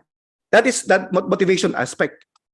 Okay? That is the motivation aspect. So, motivation starts at home. That's why important din ang home visitation. A teacher, we should not assume that our learners are the same. We have diverse learners in our classroom. Very good. Okay? Sa middle, intrinsic motivation. So we said a while ago na as much as possible, slowly na nawawala yung tangible reward, no? pagbigay ng mga stars. Kasi dapat meron silang intrinsic motivation. Minsan nga, no, hindi natin kontrolado yan. But the most powerful rewards are those that are intrinsically motivated within the learner. So Brown adds that if all learners were intrinsically motivated to perform all classroom tasks, we might not even need teachers. According to him, no? Kasi if you look at the picture, yung on the left is intrinsic, on the right is extrinsic. Sa extrinsic, yan, in terms of job, sa promotion, sa pay raises, sa bonuses, gifts, benefits, prizes, winning perks. Kaya ganoon din sa mga bata, di ba? Na mga tangible. Pero dapat intrinsic is, sa atin, is because of our employment, the purpose that we are doing, for our growth, for our curiosity, our passion for teaching, self-expression, and we are doing it because it is our calling. We are happy doing it. So ganoon din sa mga bata, no?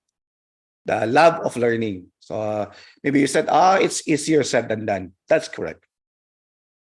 So yun, no? To instill in them the love of learning. Pero kung maganda nga yung una, di ba? Yung before, maganda lahat. Siguro naman, they are intrinsically motivated, di ba? Kung maganda lahat, yung pamilya, environment, teacher, lahat. Siguro naman, yung ating lesson, siguro naman, they will be intrinsically motivated. Di ba? And of course, the after is yung rewards and punishment, as we said a while ago. No? So pwede rin ganun yung type of motivation natin. After ng klase, meron tayong rewards and punishment and reinforcement. Okay? So that could also be yung after. Okay? That is also the after. Sa motivation. Okay, mag-aral ka, eto, magiging first honor ka, magiging ikaw yung magche-check sa mga bata. What else? Ang mga rewards system natin. You know that better than I do, no? Yeah, you're the boss of your classroom. You know your students kung ano yung mga needs nila. You remember yung love language? May mga nakakalaw ng love language na may mga iba sa atin that will make us happy. That is why Baron always know the people's background as economic right. Family, so the teacher can meet halfway of the people. Tama, no? Consider diversity of learners. That's right. Yan. So may mga sa atin may mga love language tayo, no? Gifts, yan, giving gifts, appreciation, yan. Love language. Minsan yung okay na sa akin yung pinapansin ako ng boss, di ba? Or okay na sa akin yung nakangiti lang. Or may iba, hindi, gusto ko may bibigyan na certificate. Gusto ko may bibigyan na gift si boss, or gusto ko yung promotion. So iba-iba yung natin, yung self-satisfaction natin, no? Sa mga bata, ganoon din, ba?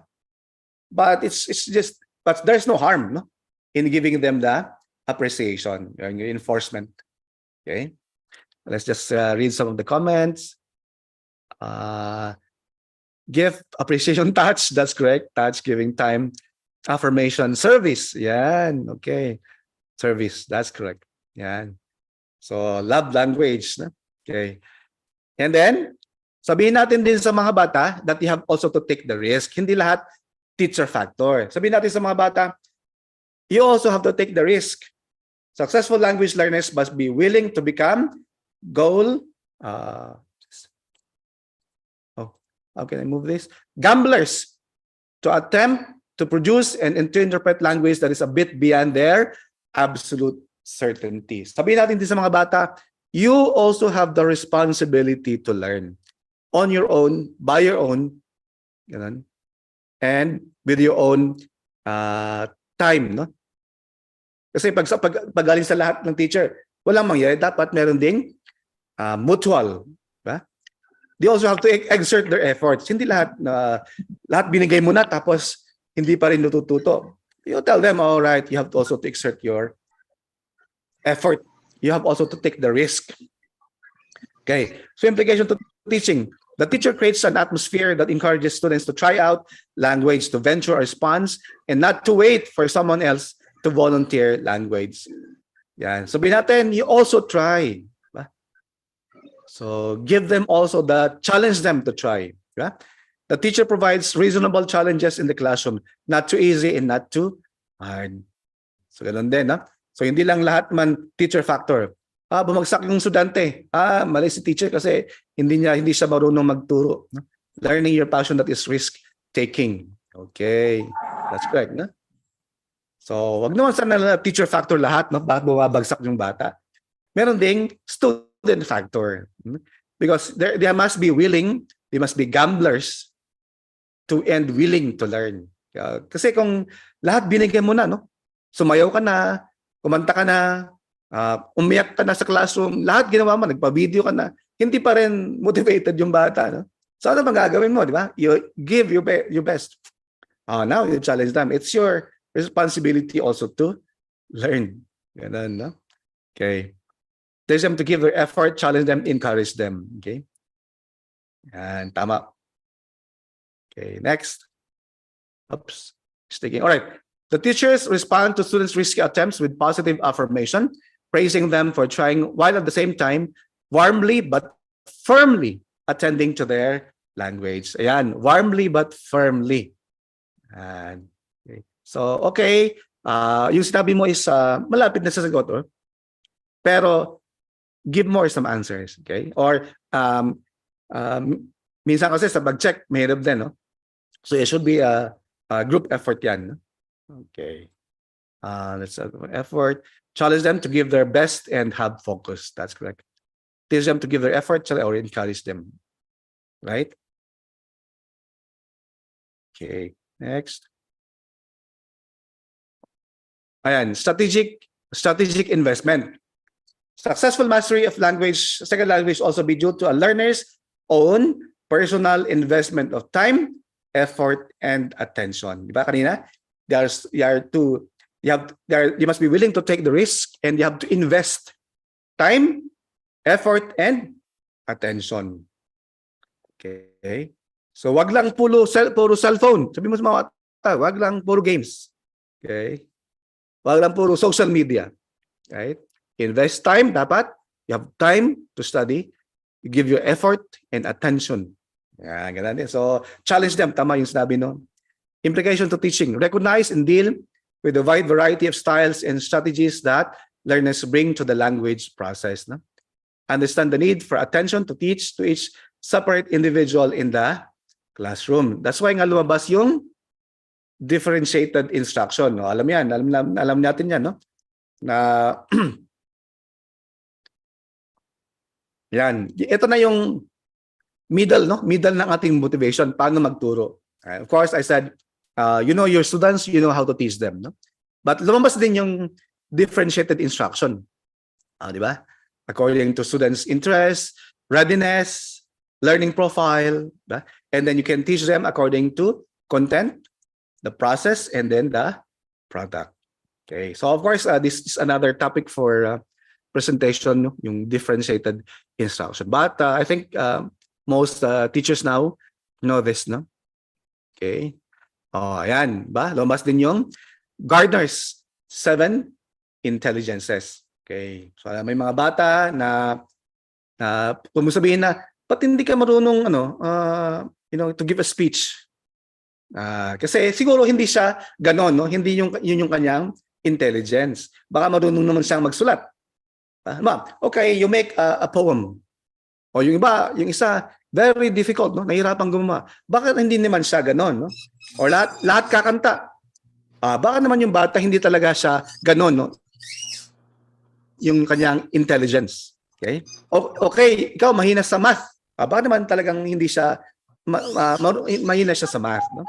We have different intelligences. So, kanina nasabi natin nasabi ng mga nag-chat na we have to understand their differences. No?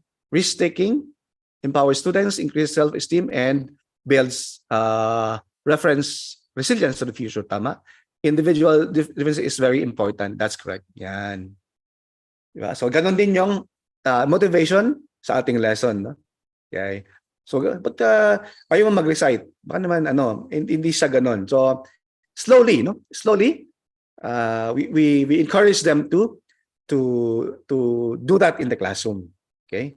Slowly, ganun. Kasi hindi man lahat ng estudyante pare-pareho. Tayong teacher, ganun din, no? Sa program, sabihin na, okay, lahat kayo sasayaw. Sabihin ng isa, Principal naman, hindi ako marunong sumayaw. So gano'n, no? So tayo din, meron din tayong mga kanya-kanyang talent or intelligences. Ikaw, teacher, gumawa ka ng ang tawag doon, sa program, yung mga letters sa stage. Uso ba? Or ngayon, computerized na? Kung hindi pa uso, yung mga letterings. O ikaw, principal naman, sir. Hindi ako marunong gumawa ng mga letters. Mga ganun, no? Pero pag ako, gawin mo maglinis, mag-ayos ng mga upuan, pwede ako dyan. Di ba ganun? So may mga batang ganun, no? So sa klase, alam natin kung sino yan. Etong batang ito, leader yan. So siya yung magiging ticket check na attendance or stick to yan. Di ba? Mga ganun, no? So we know our students and we give them responsibility. Apply different activities. That's correct. Understanding the model, okay? Widens our view on diversity of learners. In SPED, we are doing accommodation and modification. Wow, SPED naman. Huh? Okay. So SPED. All right. That's correct, na? Tama. So yun yung motivation, no? Before, during, and then the next. Okay, monitor naman. Okay, what's the principle of monitor theory? Okay. So I still have about okay, right. So we have here acquisition versus learning. Ito kay Krashen. Anong sabi naman niya? We apply this to teaching. Acquisition is the subconscious. We mentioned this a while ago. Subconscious is non-formal learning. So non-formal learning. So we are not teaching the language, but they learn. That's how children learn the language, di ba? We always say that. Diba? Ako naman natutong magsalita ng aking native language, hindi sa loob ng classroom. Di ba? So ganun din, no? Yung bata naman marunong nagsalita ng kanyang native language, hindi sa loob ng classroom. That is acquisition actually. According to Krashen. Subconscious, non-formal study. Okay, teaching. The rules of the language must be learned. Tama, no? Rules of the language must be learned. But the learner should practice using the language outside of the classroom. Okay, so yun yung implication sa teaching. Ituro pa rin yung grammar. For example, we are teaching English. We teach grammar. Kailangan yan. Rules. Okay, form, structure. But kailangan din yung acquisition. Non-formal, that the use of the language. Okay? Okay, what is the monitor hypothesis? The knowledge of the language, the rules of the language acts as a monitor or editor while using the target language. Tama, no? So while we are speaking, while we are talking, our knowledge of the grammar, our knowledge of the rules will act as monitor or editor. Ba? So kung alam natin yung grammar, alam natin yung rules, we can use it in our communication because it will act as monitor or editor. Okay? Ano ba? Ako nagsasalita. Then, may mga mali sa grammar, may mga mali sa pronunciation. So, I will come to realize, naku, mali na pala yun. I will correct myself, di ba? That is the monitor hypothesis. Which means that the teaching of grammar, teaching of the rules, teaching of the form, structure is very, very important. Which means that the teaching, yung ginagawa natin na SR, mga ganon, na very basic for pronunciation, kailangan yon. Okay? Kasi baka may iba sabihin, hindi na kailangan ano lang, more speaking activities. Hindi pwede yon. You teach the form, you teach the rules, because it will act as monitor, whether in writing or in speaking. Okay? So in teaching, the explicit teaching of the rules of grammar is necessary. Kaya nga lumabas yung word na error versus mistake. Ano yung error? Error cannot be self-corrected. Ibig sabihin, kulang yung knowledge natin ng ating language. While mistakes can be self-corrected. How can you apply that in the classroom? Yan. Kung may nagkamali na bata, first, hindi naman natin sabihin yung tama, no? We ask the child, bakit mali yung sagot mo? Okay. If he can self-correct, ay kasi sabihin na, teacher, ma'am, sir, mali kasi ito pala yung rules. Ibig sabihin, alam niya yung rules. Ba? So it's very good. Pero kung he cannot self-correct, it means there's a problem with that aspect. No? May problema doon sa part na yun na pwede nating ituro ulit.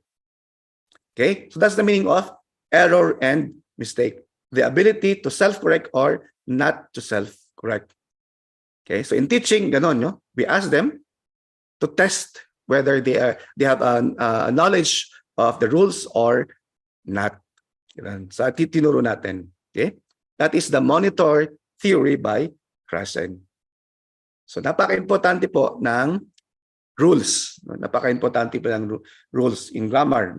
Rules in grammar. Okay? Next. I think there's the last part, almost last part of the presentation. Communicative competence. Naku, alam natin yan, no? Let me just read some of the individualized instructions for SPED learners, no? Yan, sa SPED, di ba? Mayroon kayong IEP. Okay. Agree. Considering their strengths and weaknesses, then giving them varied activities to cater and develop their strength. Tama. Give different activities to cater to the needs of the learners. Use differentiated instruction to address the needs of the learners. Lesson should be based on individual differences. Make differentiated activities. Yan. Okay, tama po yan, no? Alright. So, sa communicative competence naman, ito yung pinakauso. Pero ano ba talaga ang communicative competence? What is communicative competence? Okay, number one, it started actually in 1916 by a certain French linguist by the name of, what's this? Saussure, I hope I pronounced it correctly. He coined the words lang and parole. So siya nang nagsabi yung words na lang and parole. Lang denotes a system of internalized shared rules governing a national language, vocabulary, grammar, and sound system. So lang, rules. Basic, ano, no? Lang will be the rules. Okay? Expert teaching also help those learners with difficulty in learning. Yes. Okay. Parole designates actual oral and written communication by a member or members of a particular speech community. So parole is the use of the language. So 1916 nag-start na yan, no? Yung lang, rules, and parole. Okay, lang, parole is the use of the language. Okay. Next, in 1965, okay. Kasi nagkaroon ng tanong, no? Sino ba dapat ang ideal speaker? So that's the question. Who is in today's time? Sino ba talaga ang competent communicatively? Okay? So nagkaroon ng maraming tanong, no? From 1916. In 1965, anong sabi ni Chomsky in his linguistic competence? Sabi niya, the ideal speaker is the one who has innate linguistic knowledge. Okay? So sa kanya, ang ideal speaker, no, is the one who has innate linguistic knowledge. Ano ibig sabihin ng innate linguistic knowledge? Meron silang natural knowledge of the language, which refers to the native speakers. Diba? Which natives refers to the native speakers. So according to Chomsky, ang mga competent speaker, ang mga ideal speakers, are those who are native speakers. Kasi alam nila yung sounds, alam nila yung meanings, alam nila yung rules of the language. Diba? Okay. So yung competence, diba? In 1916, it is lang. Yeah. It is, what's this? Sorry. It is lang. So in 1965, it became competence. So yung performance, yung parole in 1916, Chomsky called it performance. The use of the language. Sabi niya, yung mga native language, nagkakamali lang yan sa memory. Memory or attention minsan. Kulang sa attention or articulation. Kasi nga, iba't ibang varieties ng for example, American English, iba't iba yung varieties of the different states. So ganun yung pag-iisip ni Chomsky. So tayo, na second language learners, according to Chomsky, we are not ideal speakers. Okay? Kasi sabi niya, yun lang innate, yun lang, meron silang natural knowledge of the language. Okay? So that's according to Chomsky, no? In 1965. However, Delheims in 1966 and in 1972, sabi niya, teka muna, mali dyan. Okay? Communicative competence, ayan. So sabi niya, he now coined the word communicative competence. So it's now Delheims who invented the word communicative competence in 1966. Sabi niya, Chomsky, you're wrong. Okay? You're wrong of your notion that native speakers are the ideal speakers. Kasi, sabi niya, communicative competence is both tacit knowledge. So dapat alam mo yung language. Tapos pwede mong gamitin yung language. Di ba? That is communicative competence. So tayo, di ba? So according to Delheims, kung halimbawa, you're a Filipino, you know the rules of the language, you know the rules of the English language, and you can use it, you are competent. That's according to Delheims. Di ba? So mali nga si Chomsky. Diba? Dapat, yung competent is nakakaalam sa rules of the language and the use of the language. Now, it will include us. So the ideal speaker was changed in 1966 at saka 1972. No? It was changed. Hindi na porque you're a Britisher, you are an American, or you are a native speaker, ikaw lang yung boss in terms of the English language. Mali. Okay? Kasi nga, lumabas yung the word use. Let's go back to our discussion a while ago. Language in culture, di ba? Minsan kasi, ba, Americans will come to the Philippines and use, for example, use English in the Philippines, di ba? Minsan, sa tingin natin, parang nababastusan tayo, no? Sa mga sinasabi nila kasi hindi nila alam yung culture natin. Diba? Dapat ganun ang communicative competence, no? So, yung mali sila in that aspect na porque they are native speakers, they can use English the way they want wherever they go. Hindi pwedeng yan. They should use the language based on the culture of the place. Ganun dapat ang communicative competence. For example, us, no? The way we use, for example, English in the Philippines is different if we go to the US and use the English language. Kasi we use the English language based also on the culture of the Americans. Ganon dapat.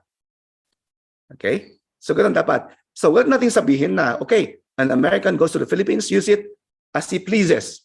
Kahit gusto niya, kahit nakakabastos, no? Kahit naka-insult, he can use it. That's wrong. That is not communicatively competent. Kasi nga sabi ni Delheims, use of the language. Okay? And then, at present, ito yung latest. Okay? What is the meaning of communicative competence? This is 1983 by Canale. No? Okay? Ito yung present na notion, understanding of linguistic communicative competence. Apat na aspect yan. Linguistic, alam mo yung grammar, and you can pronounce. Okay. In terms of pronunciation, no? Kasi maraming tanong, should I speak like the Americans or should I speak like the people in UK or the British? Okay.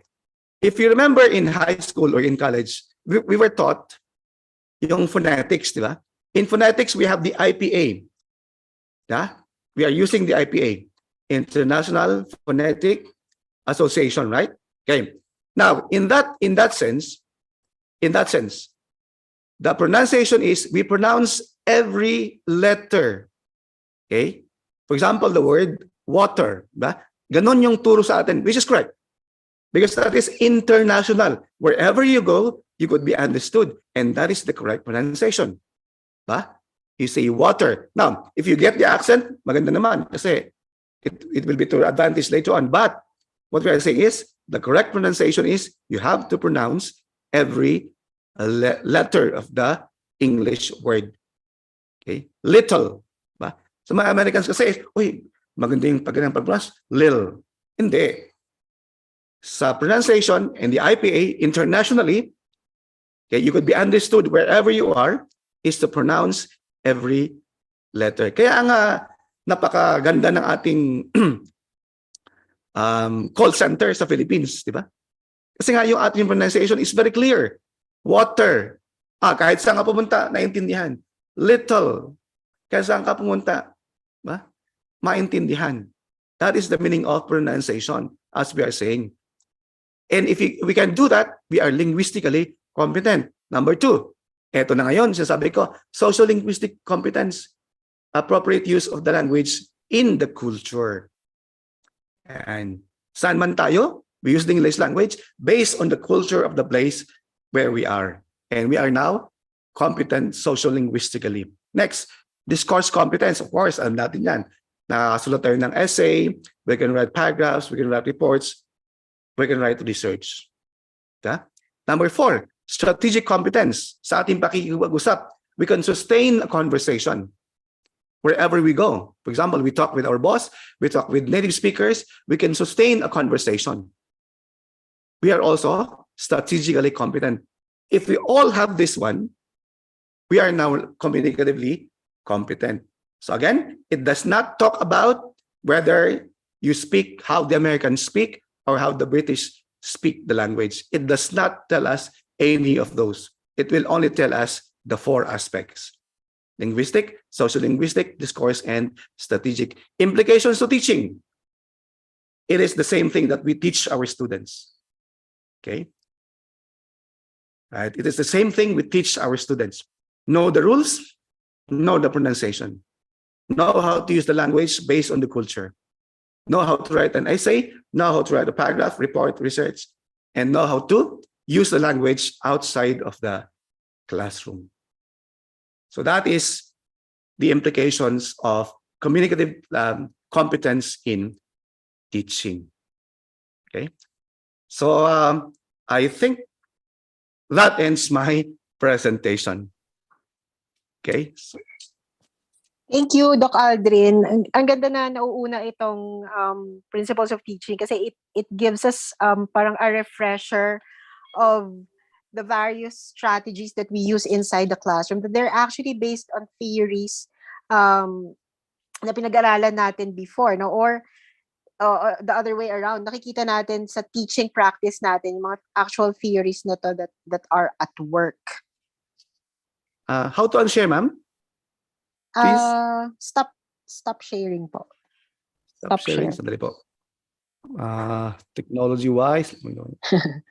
There, okay. Yeah. Yan. Ayan. Pwede na po tayo. We're now opening the floor for questions. If you have clarifications you want to ask Sir Aldrin. Like katulad po ng introduction ni Sir Aldrin kanina. He has taught in the various grade levels. Primarily English, ano, Doc Aldrin? Yes, ma'am. Oo, English. Pero yung mga principles po that we have been reviewing this afternoon, these are principles of language teaching in general. No, only ginagamit is Doc Aldrin yung example na English because that's what he teaches in Oman. And also the language teaching principles that we have been reviewing are mostly Western in origin. Kaya ang context nila ay for monolingual English speakers. Kaya maganda to kasi marami siyang issues. Halimbawa, Doc Aldrin, sa error correction, kasi parang may contradiction dun eh. Para sa communicative competence, it's function over form. Di ba, Doc Aldrin? Pero, how do you deal with error correction? Do you correct immediately? Kapag nakikita mo na, oops, error na to, hindi na mistake kasi ulit-ulit niyang ginagawa. So do you do it immediately or hayaan mo lang hanggang ma-realize niya na ay mali pala yun? Okay, magandang tanong po yan, ma'am, no? Actually, yung in terms of motivation kasi minsan natatakot din yung bata pag palagi siya nako-correct, no? So what we should there are 2 things that could be possibly done. One is to call him privately and point out the error. So that's the first one, no? So ask him why he committed the error or what's the mistake in his speech or conversation or written speech, whatever. The second one is maybe the next day or next meeting, you do it generally for all the students without specifically mentioning the name of the students. Of the student na nagkamali. Sabi mo ulit, may nagkamali, let's go back to a certain topic, mga ganun lang. Para hindi siya parang referring to that student. No? Kasi parang nakakahiya naman. Kasi at that stage sa mga bata, they napakadali nilang masaktan. You know? So, ganun po yung ginagawa po natin, ma'am. How do you deal with that, sir, in your context? Like, for example, with the kind of students that you have, kasi they're foreign students. Meron bang culture thing when it comes to error correction? Oh, good question po, ma'am. Very big po ang cultural implications ng pagko-correct kasi our students here, you know, I mean, they are situated in a country na marami silang pera, okay? Yes. And they have the feeling na, you know, they have money, and they don't want really to be corrected, no? Na ganyan. So ang ginagawa natin is yung second option na sinabi po natin kanina, that for example, the next meetings, we will point out the correct in general. Kasi kung tatawagin, mamaya sabi ng boss, why did you call this student?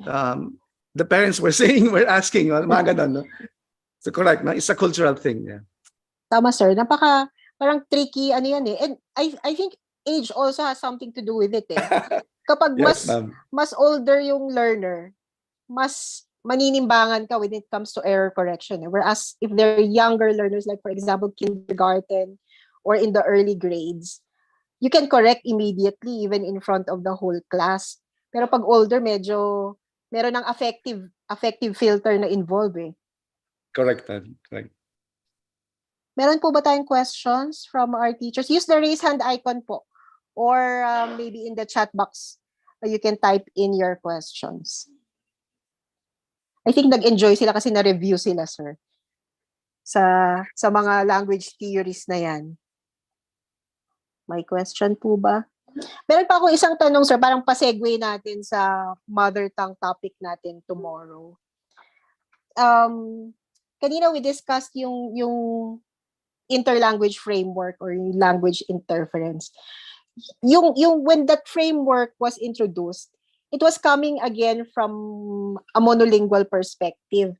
Pero how does that work kaya for us, for Filipinos who are multilingual? Are we more confused? Is it more difficult for us? Kasi nga, we're coming from, kunyari, you're learning English but you speak Ilocano, you speak Bisaya, you speak Tagalog, and then you're learning English. Is it easier or is it more difficult? Magandang tanong po yan, ma'am. There was a study, ito lalabas po bukas. It was a study by the UN about bilingual, monolingual, and multilingual. Kasi nga bukas yung multilingual Mother tongue, yeah. MLE, no? Yeah, MLE, multilingual education. Yan. But according to studies naman, there's the importance of teaching the native language, yung Ilocano, Bisaya, is very important. No? It's very important.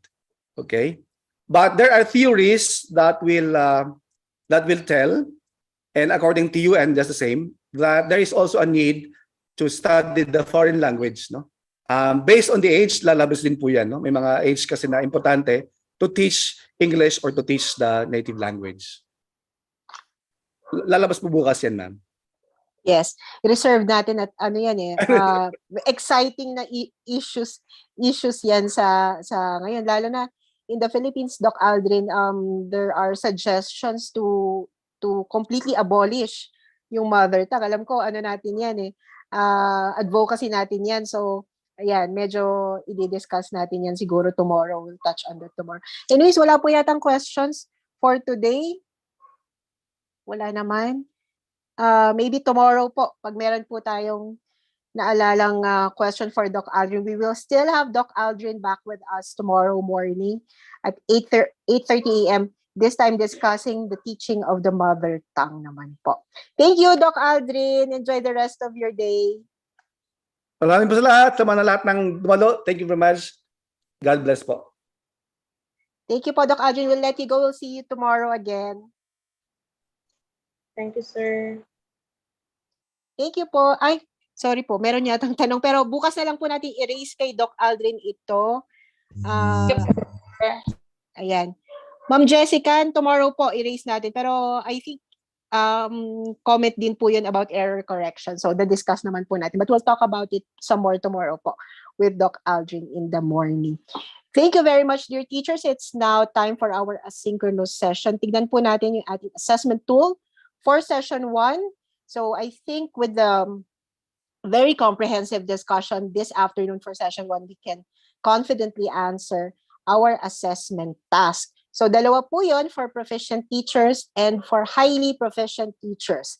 Highly proficient teachers po, if we are teacher 1, teacher 2, teacher 3, yun po yung sasagutan natin. If we are master teachers up, doon po tayo sa highly proficient na nakakategorize. So, kung gusto naman po natin, pwede rin po natin siyang sagutin na dalawa kasi po related yung ating questions for proficient and for highly proficient teachers.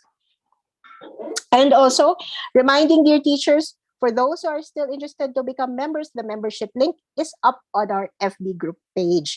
Yun din po hindi pa nakapag-attendance, the attendance link is still also up on our FB group page. Good afternoon, dear teachers. God bless everyone. We'll see you again tomorrow morning at 8:30 po. Whole day po tayo tomorrow.